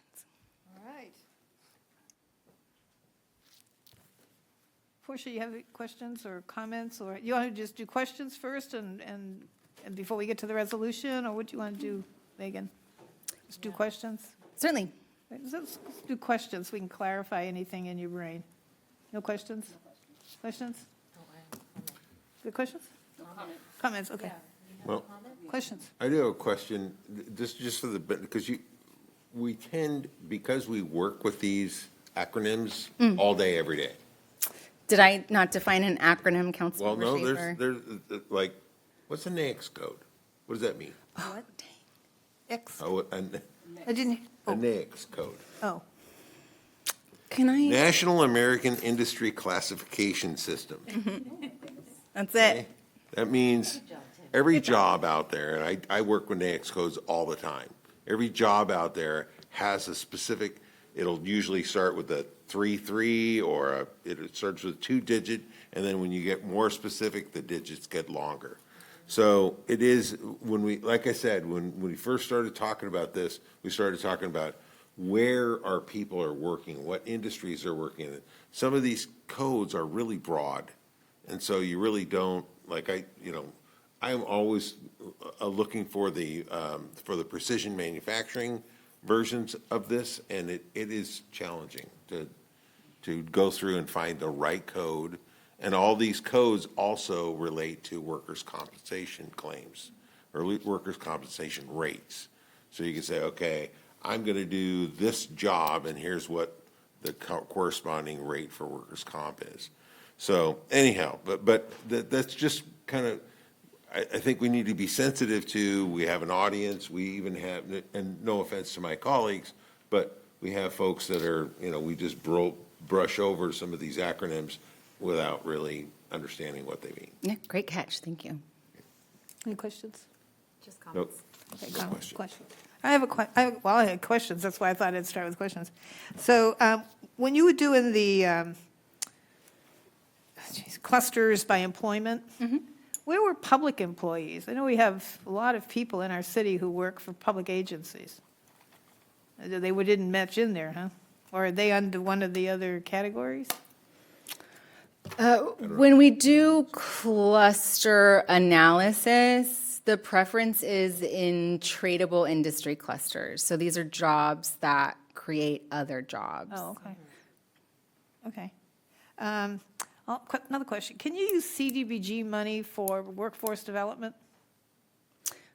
I would not be able to speak on that. We'll just put that question in We the will. parking lot. I'd love to look into that and get back to you. Oh, here comes Casey. I was just wondering. Yeah, we have done that in the past with CDBG. Right now we have one with Pride Industries that helps do some of the workforce training there, so that is an eligible expense in our CDBG. Okay, great. I was just wondering. What else? I have one more. Is there something in your plan that gets, sometimes there's a, I don't want to call them a shopping center, but what do they call those when, what do they call? Strip malls, where they're occupied. They look terrible. So if one were to be vacant, when I want to put my business in this, so do we have a program that you call up the owner of the strip mall and say, we've got a program, or you could put in some trees, or you could put in something to cool your cement, if cars would want to park there in the summer, somehow make it more attractive. Do we have that in our program? We do offer a few programs currently, even before the work plan, that can achieve the kinds of goals that you're talking about. We have our Activate Auburn program, which provides planning assistance, design assistance, along with match funding to implement exterior improvements. So, Do anybody ever take you up on the offer? yes, I had a pretty good run with that program pre-COVID. I mean, some examples when you drive down Auburn Boulevard are Crepes and Burgers, the Lilliput building. We offer a sign support grant that is design and design assistance, which did the monument signage there at Citrus Plaza. So it takes a willing property owner, and it does take having match funding. Oh, okay. And then just rounding out that suite of existing incentives, we just talked about the Activate Auburn program. As a reminder, we also have a design assistance program to help with exterior improvements citywide, not just Auburn. And then we have a signage improvement program that helps improve outdated signage or that in disrepair. A recent example of that is Humle Beer House. Leverage that program. So, And I did not see anywhere, maybe I missed over it in those, it's like a master's thesis, which you produced. It was kind of cool. I did not see a partnership with like the Auburn Boulevard Business Association and the Antelope Crossing Business Association. And so that I didn't see them mentioned by name. And I assume they're in with collaborations, but I would certainly love to include them in collaborations. Those business associations, as it stands right now, best case, we could say dormant. Worst case, we could say defunct. It's really difficult to find champions ready to pick up the mantle for a business this is a association. plan. We could just plan to make them non-defunct. We absolutely could. I'm going to take on adding that as an implementation step bullet to identify potential champions. There's a section in there about hyper local geographic marketing. I think that would fit really great under. Because I went to one of their meetings and it wasn't well attended. But I think once the Auburn Boulevard is complete, there may be a new influx of businesses that want to, join together to make it better. Absolutely. Well, and Mayor, thinking more about your insight, if I can take a second pass at that and maybe let's treat our first iteration as the hyper-local geographic marketing that I'm talking about. One instance in particular that is not dormant or defunct is the activity that we've got going now at Sylvan Corners. And I want to give City Council maximum credit for that, because by adding the brewery, we not only added a brewery, we added a community champion in Cynthia Lee, and she is already pulling those businesses together, really excited about co-marketing and placemaking. So if it's okay, I'd like to Is there a stick with. restaurant move in there? Isn't there a restaurant move in there now, too? No, the Uzbek restaurant moving to Sylvan Corners? That's I don't I know saw it in the how much is official yet. But there is a really great restaurant spot there that I'm positive will be backfilled very quickly. Okay, great. Those are questions. Okay, now we'll go to comments. I'll start with. I have oh, you one got more question. Okay, go. Okay. So, do we know how many commercial buildings we have in the city, the total count? No, any idea? Not off the top of my head. Okay, so I'd certainly be interested in that number. The next number I'd be interested in is that I suspect that many, well, I wouldn't say many, but a significant percentage of those properties are actually owned by folks that don't live even in the country, which makes it challenging to work with them because they're in China or they're in India or they're somewhere where, Out of sight, out of mind. yes, where their property may be affecting the entire community, but we just don't have access to work with them. So I'd certainly like to, it'd be interesting to know what percentage of those properties and what the impact of those properties are. Like, for example, I don't know for sure, but Grand O Shopping Center. Grand O Shopping Center was owned by somebody who was in China, who has a fairly different perspective of what aesthetically that building should look like. That could affect the entire Auburn Boulevard corridor.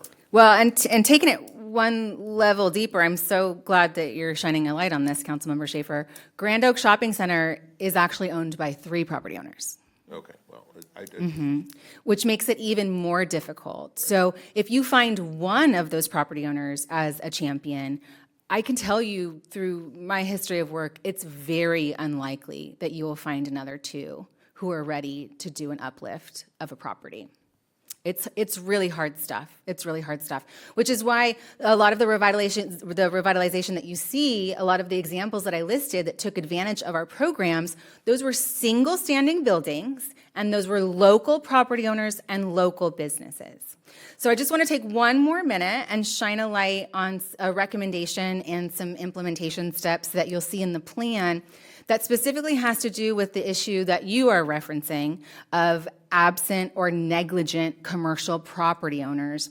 The fact of the matter is there is no tool or program that we could offer that would pull their attention back to Citrus Heights, which means attention needs to be gotten in another way. If they are making a decision to keep their building in poor repair, those have consequences. We have municipal code and building code and code enforcement that details the standards of care that we require of our commercial and residential property, and you'll see some of that language in the work plan as well. Okay, that's it. Okay, so any questions more? Any questions? I'm going to start with Portia, because you poor thing, you've been sitting down there, having you ready to make your comments. I can hear you. So, Megan, thank you so much for this comprehensive report. This was very much eye-opening. I love seeing the whole kind of map of where all our available retail space is, and I think it's important for folks sitting here tonight to understand that it's really hard to fill some of these spaces. There's a lot of challenges there, but by putting together this plan, we are getting in the position to actually be able to address those issues. That was it. So I'm probably the council member that's most interested in entrepreneurship. And I really love how, first of all, that we have a plan. because you can't accomplish anything without a plan.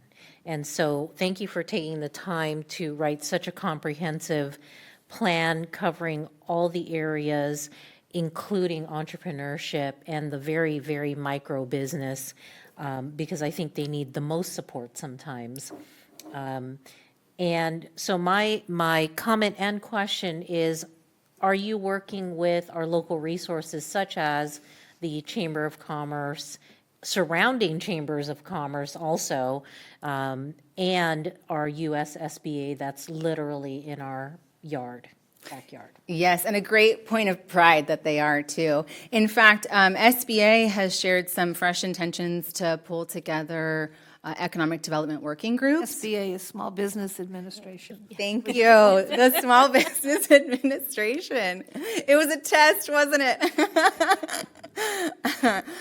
So the great news is those partners, we do really good at staying in touch while we're running pretty hard, but there are so many partners now who are looking for even more intentional ways to connect and create together. So maximum potential on the length of the partner list, absolutely. Thank you for you and your team and your hard work. Your team of two, is it? With all this hard work. I know it is a monumental document, so thank you. We're going to start with Nelson. Thank you, Madam Mayor.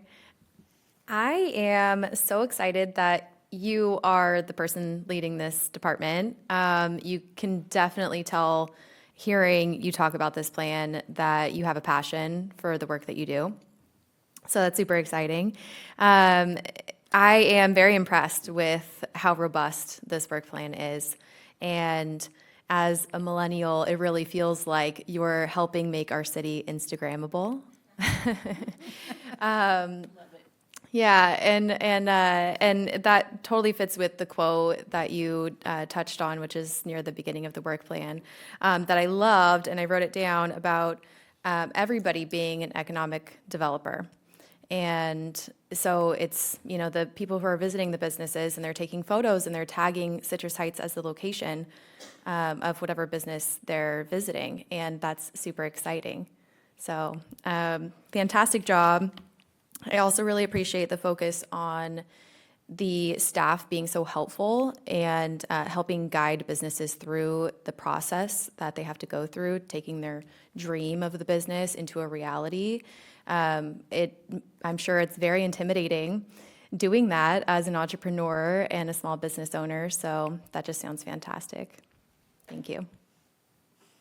Councilmember Schiff. Yes, I was just looking for that graph you showed with all the demographic on there, demographic information on there. Is that in the staff report? That is in narrative format in the work plan itself. Oh, okay. But it's not in the staff report. No. I don't see The it here. narrative. In the narrative. Okay. It would be in the data analysis section. Okay. All right. Anyhow, great job. Really, really interesting information and powerful information. Thank you. I just want to say thank you as well, because I know this, like, every time I saw you, say, wait, we're doing a work plan. So I noticed that you had like a whole lot of do list at the end of each one of your focus areas.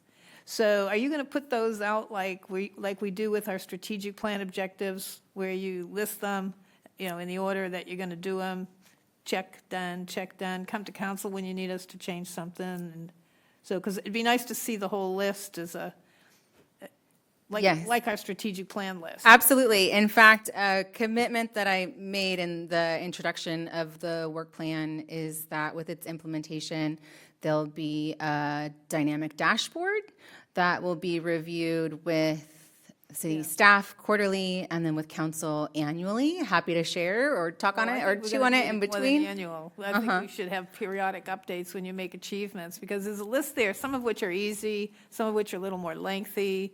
And so I think as you make your milestones, to let us know that it's happening, even as an attachment to our. Around here, we believe that we have to celebrate all of the wins. That's right. because you work hard for them.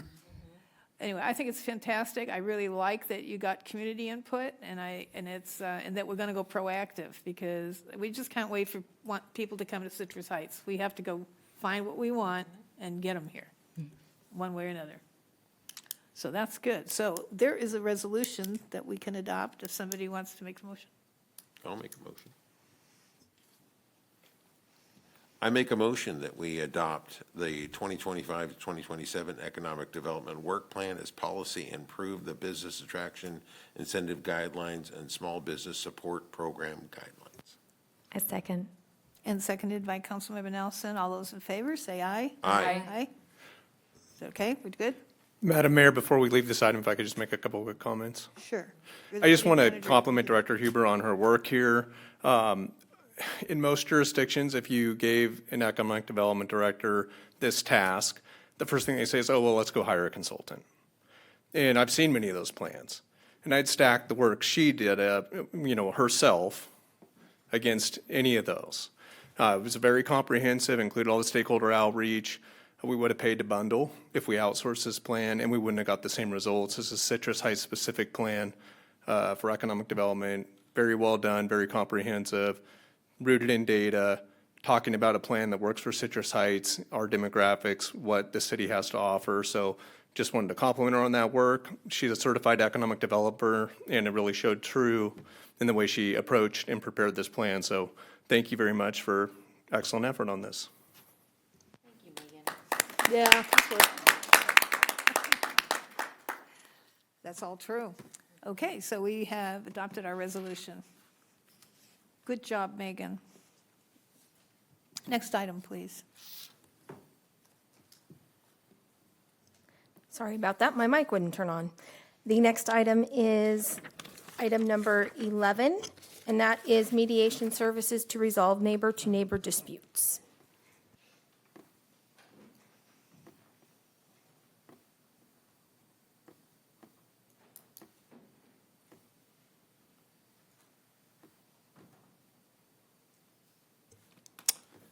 Well, good evening, Madam Mayor, Madam Vice Mayor, and council members. Chris Fry, Special Services Division Commander with the Police Department.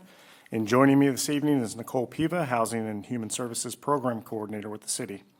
We're here this evening to seek direction from the council on recommendations that staff prepared regarding mediation services to neighbor disputes. This particular item is a strategic objective that was adopted during the strategic planning retreat that took place on March 28th of last year. The objective of the strategic goal was to have staff from city and PD collaborate to develop recommendations after exploring different mediation options in resolving neighbor-to-neighbor disputes, and to seek direction from council with the recommendations that were drafted. To give some context regarding the conflicts between neighbors, it's important to note that typical issues within the community often revolve around property lines, parking disputes, and trees that straddle property boundaries. These neighborly disputes typically arise from a lack of effective communication, resulting in increased tension between the involved parties. Such situations often necessitate intervention from city officials, including those from code enforcement, pop detectives, planning, or our building department. In response to these challenges, staff from the police department and the city have collaborated to explore ways to enhance support for our community and have crafted a set of recommendations for the council's review and consideration this evening. All right, thank you, Commander Fry. Good evening, Mayor, council members. Next, I'd like to present two potential recommendations for your consideration tonight. We have recommendation number 1. The recommendation would be to send a POP officer, also known as a problem-oriented policing officer, to mediation training. POP officers already play a vital role in resolving conflict in the community by applying problem-solving strategies. But by attending the mediation training, they would only enhance their effectiveness and provide additional tools for the POP officer to mediate conflict. So during the mediation, the POP officer would assist in facilitating a mutually agreeable resolution between both parties. The goal is to reach a written agreement that would be accepted by both parties and ultimately resolving the conflict. The agreement would be signed by the parties and filed for reference. Two training options that support this recommendation, one being the UC Davis. It offers mediation course along with the Sacramento Mediation Center. Both are very similar, offering a 40-hour combination of recorded and interactive online lectures over a 3-month period, and then in the end, it would provide a variety of techniques to be effective in conflict resolution. The estimated cost for this recommendation is about $650 to $1,450. This is a flexible budget. You can send one officer to the UC Davis mediation, one to Sacramento Mediation Center, or you can send up to 2. Recommendation number 2, the city would partner with the Sacramento Mediation Center. It's a nonprofit organization that's been providing services since 2008. This partnership would serve for situations where a POP officer is not able to fully mediate a dispute between neighbors. In these cases, the involvement of an impartial third party can help facilitate a solution. The Sacramento Mediation Center would offer mediation services, with the city covering the initial cost of the $25 to open a mediation case. This program would include up to 2 mediation sessions, and in the end, both parties would sign a written agreement outlining the resolution.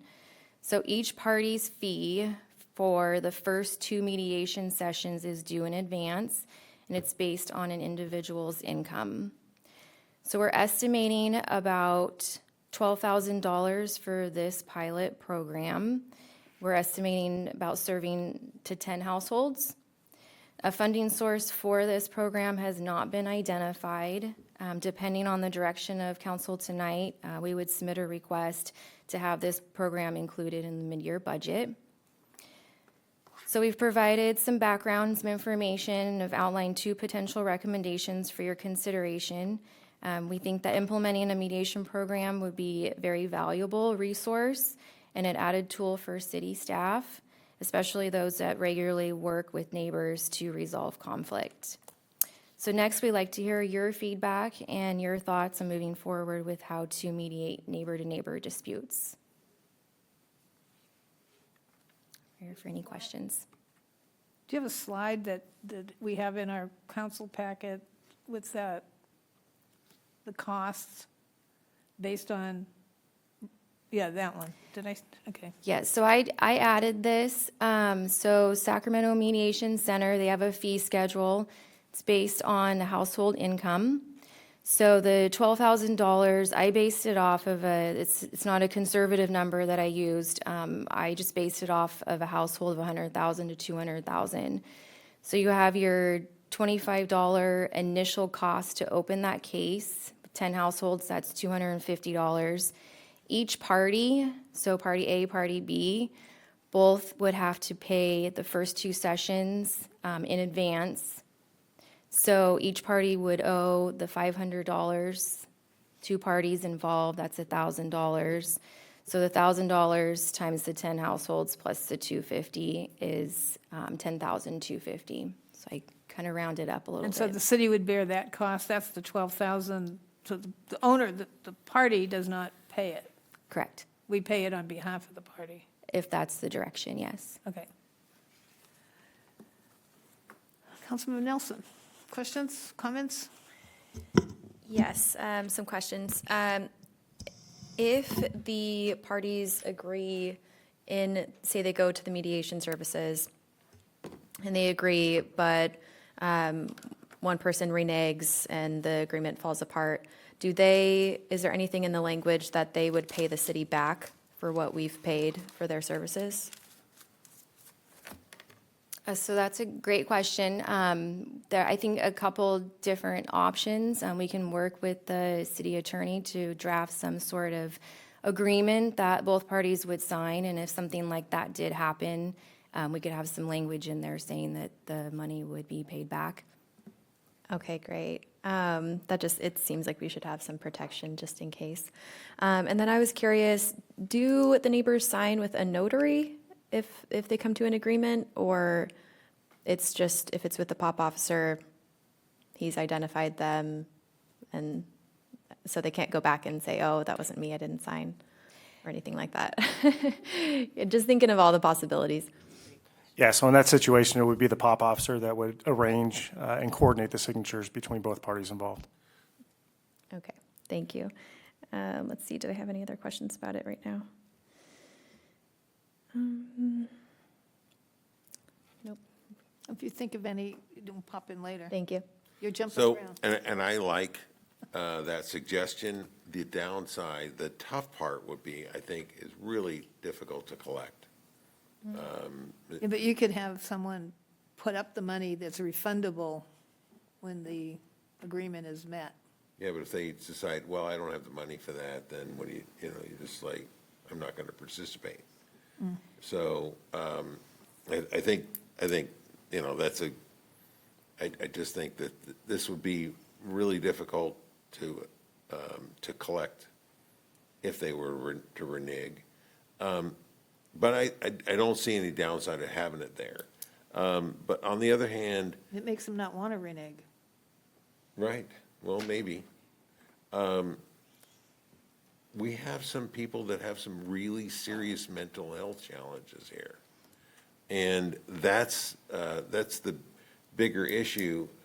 I'm not going to mention any names, but I think that they just don't connect the dots on what this would really, what the implications would be. I'm not participating. So it's a really tough issue, for sure. But I think the mediator, what do you call it, process the people to see who's a likely candidate for mediation. They don't pass the test if they're not Okay, so acting at what do all. we do if they don't pass the test for mediation? They don't go to mediation. Okay. All right. So the other concern I have with regard to sending one officer or two officers to training is number one, our officers aren't on duty 7 days a week, 24/7. They get vacations, they get sabbatical, they get all the stuff that we want them to have. But when we're investing in that particular, we may not have somebody available to address this at the time we need them. So that really leans me towards going to an outside agency and saying, hey, at least we could have this potentially. I'd like to know, how are they vetted? Are they in a position to provide the service when we need it? Because a lot of these things are really critical that it gets handled right now, right away, not, well, we'll deal with that in a couple of weeks, because we got people that are, like I said, have some serious challenges, and it may not meet the threshold that they don't qualify for mediation. So I suppose it's better than nothing, but I think that we'd learn a lot by doing this one way or the other. Sure, and I think I could shed just a little bit of light on that. So to answer your question, Councilman Member Schaefer, the POP officers, yes, they do have time off, but the goal of our POP unit is to expand the program and expand the unit to have additional officers, or detectives rather, that will be a part of that unit as well. For if the council chooses to go with recommendation number one, the ultimate goal would be to send immediately one POP officer, or POP detective rather, to possibly the UC Davis training, which is a little bit of a hybrid training where a lot of it's online and there is some in person, so it's not all on campus. But the ultimate goal would be to get some feedback from that training, find out if that's the most applicable training, or if we would need to then consider maybe going to the Sacramento Mediation Center for the additional course. But to answer your question, sir, it would be making sure that we get both interested parties involved, connected with a POP detective that can then set up and arrange to have that mediation take place. I do like the idea of investing the training in our people directly. So I would support option one. Before I go on to this side, I have a question. Do your fees that you had there, are those the fees if we have our own mediator? Is the fee different if you use their mediator at the Sacramento Mediation Center? Because they have mediators. Right, those fees are set by the Sacramento Mediation Center. So those are the fees if we bring our own mediators. Yes. What are the fees if they use their mediators? So I'm not sure if they have a volunteer type mediators. So if we use their mediators, that's their set schedule. Okay. So it's the same. Go ahead, Portia. Some really great, kind of some road bumps, some blockages that we might have to work through here.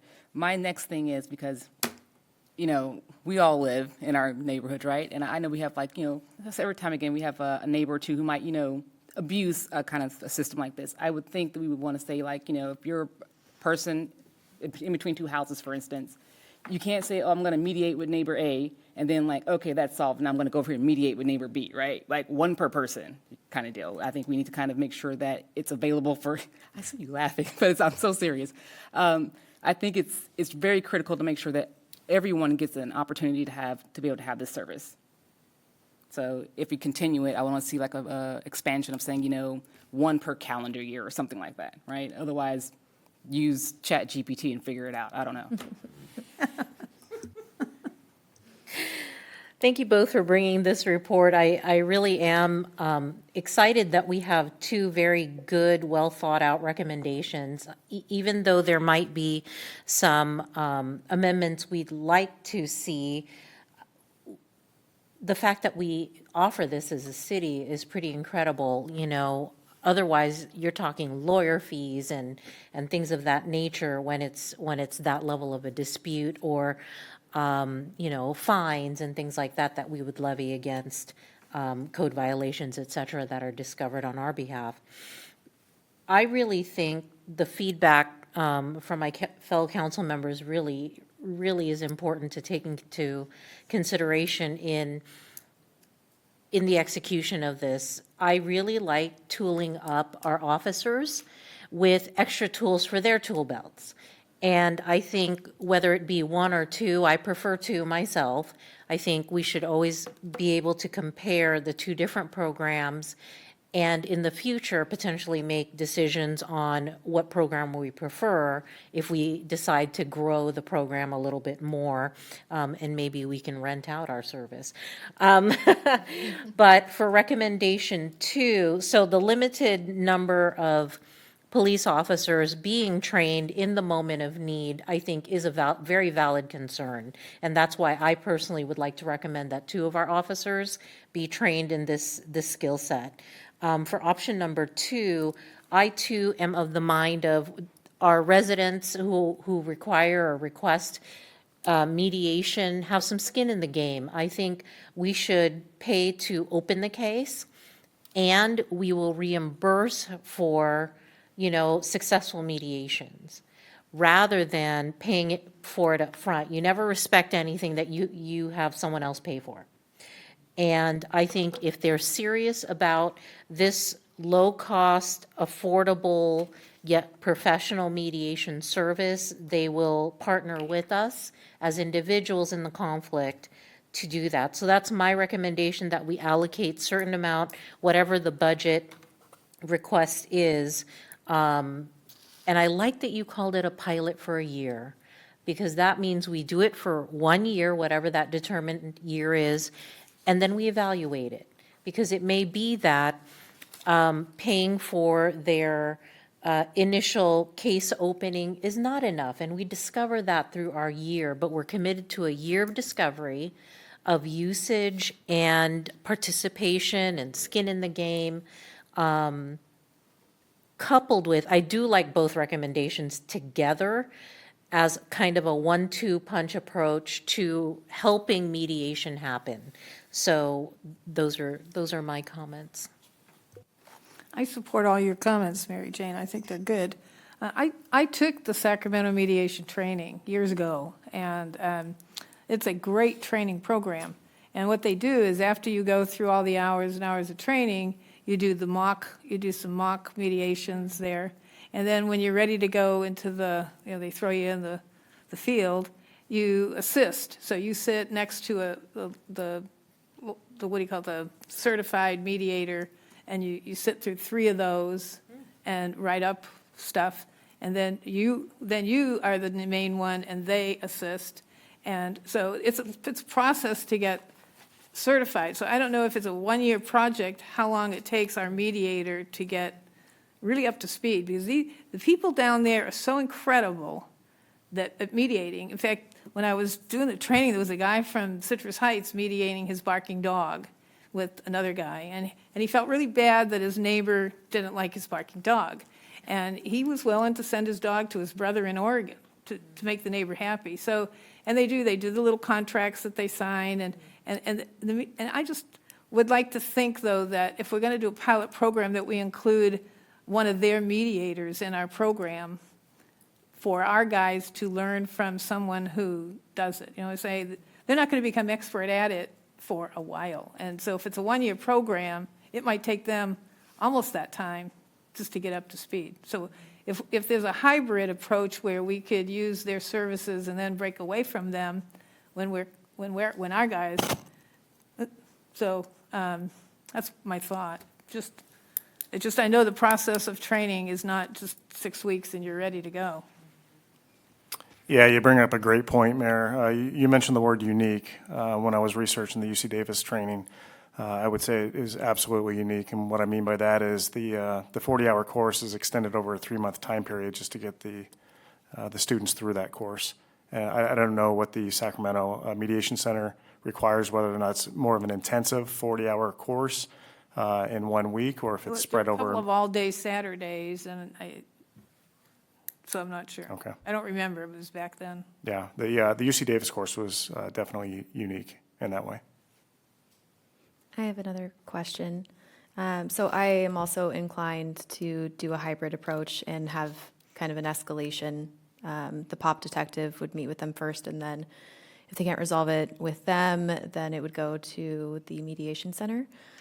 Just to clarify, though, if they meet with the POP detective, that would be free of charge for the neighbors, right? And for us, aside from their initial training? That is correct, ma'am, yes. Okay. Oh, okay. That makes a difference. So is the plan, what are you asking tonight? You got some feedback, and then you're going to bring back an idea, and then we approve that? Is that what you're going to do? So we would like some direction on which option you would like to go with. Both. Yeah, both for me too. Both. All of the above. With the POP detective being Plus all the first. comments that you heard from us. See what you can incorporate. Can we make a motion for that tonight, or are we No, ready we for don't that? need a motion. I think they just need some direction. Oh, okay. I think just to clarify what I heard is both options, but also if they go to the option where there's expense beyond the POP detective, and where they actually have to go to Sacramento mediation and there's costs incurred, that there's some sort of provision and agreement for clawback if they don't adhere to the mediated settlement agreement, or if they don't reach mediation. That sounds good. Okay. Sounds good. Thank you. Is there Thank you. anything else you want us to do? That's it? I think we're good. Thank you. Thank you for your time. Wonderful job. Okay. Okay. Next item, please. That would be department reports, and we have no items. Next item. City managers' items.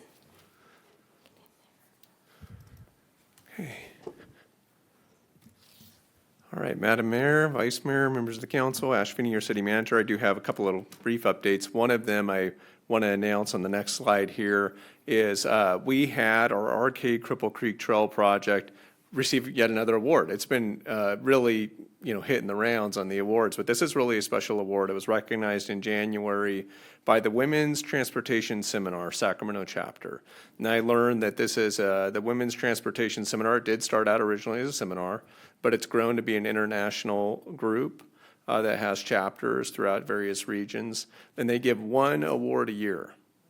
And so our chapter awarded our team's Arcade Cripple Creek Trail project, and so it is a pretty prestigious award, and there's only one given, and we received it. So very happy about that. You can see that our operations manager, Mary Poole, there on the left, our city engineer, Leslie Bloomquist, in the center, and our general services director, Regina Cave, in the picture. So they accepted the award on behalf of the city, and clearly we're very involved with the project.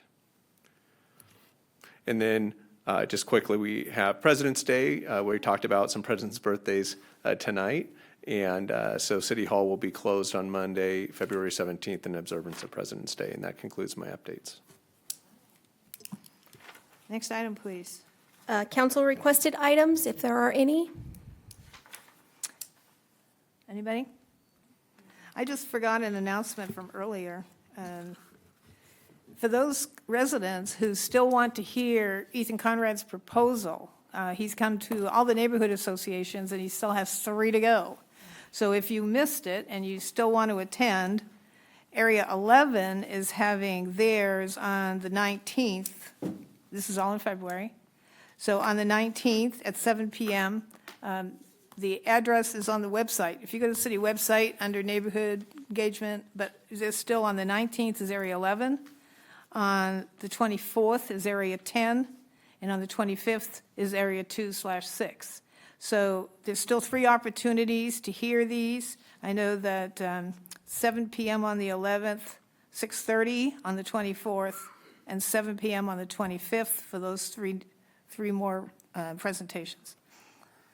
And also remind people that even though City Hall is closed on the 17th, we still do Monday with the mayors. Either me or one of my colleagues will be there between 9 and noon at City Hall. Oh, City Hall's going to be open? No, except for the holiday. Oh. Did you not hear that? Okay. So that's all I had. Final item is adjournment. I get to do this.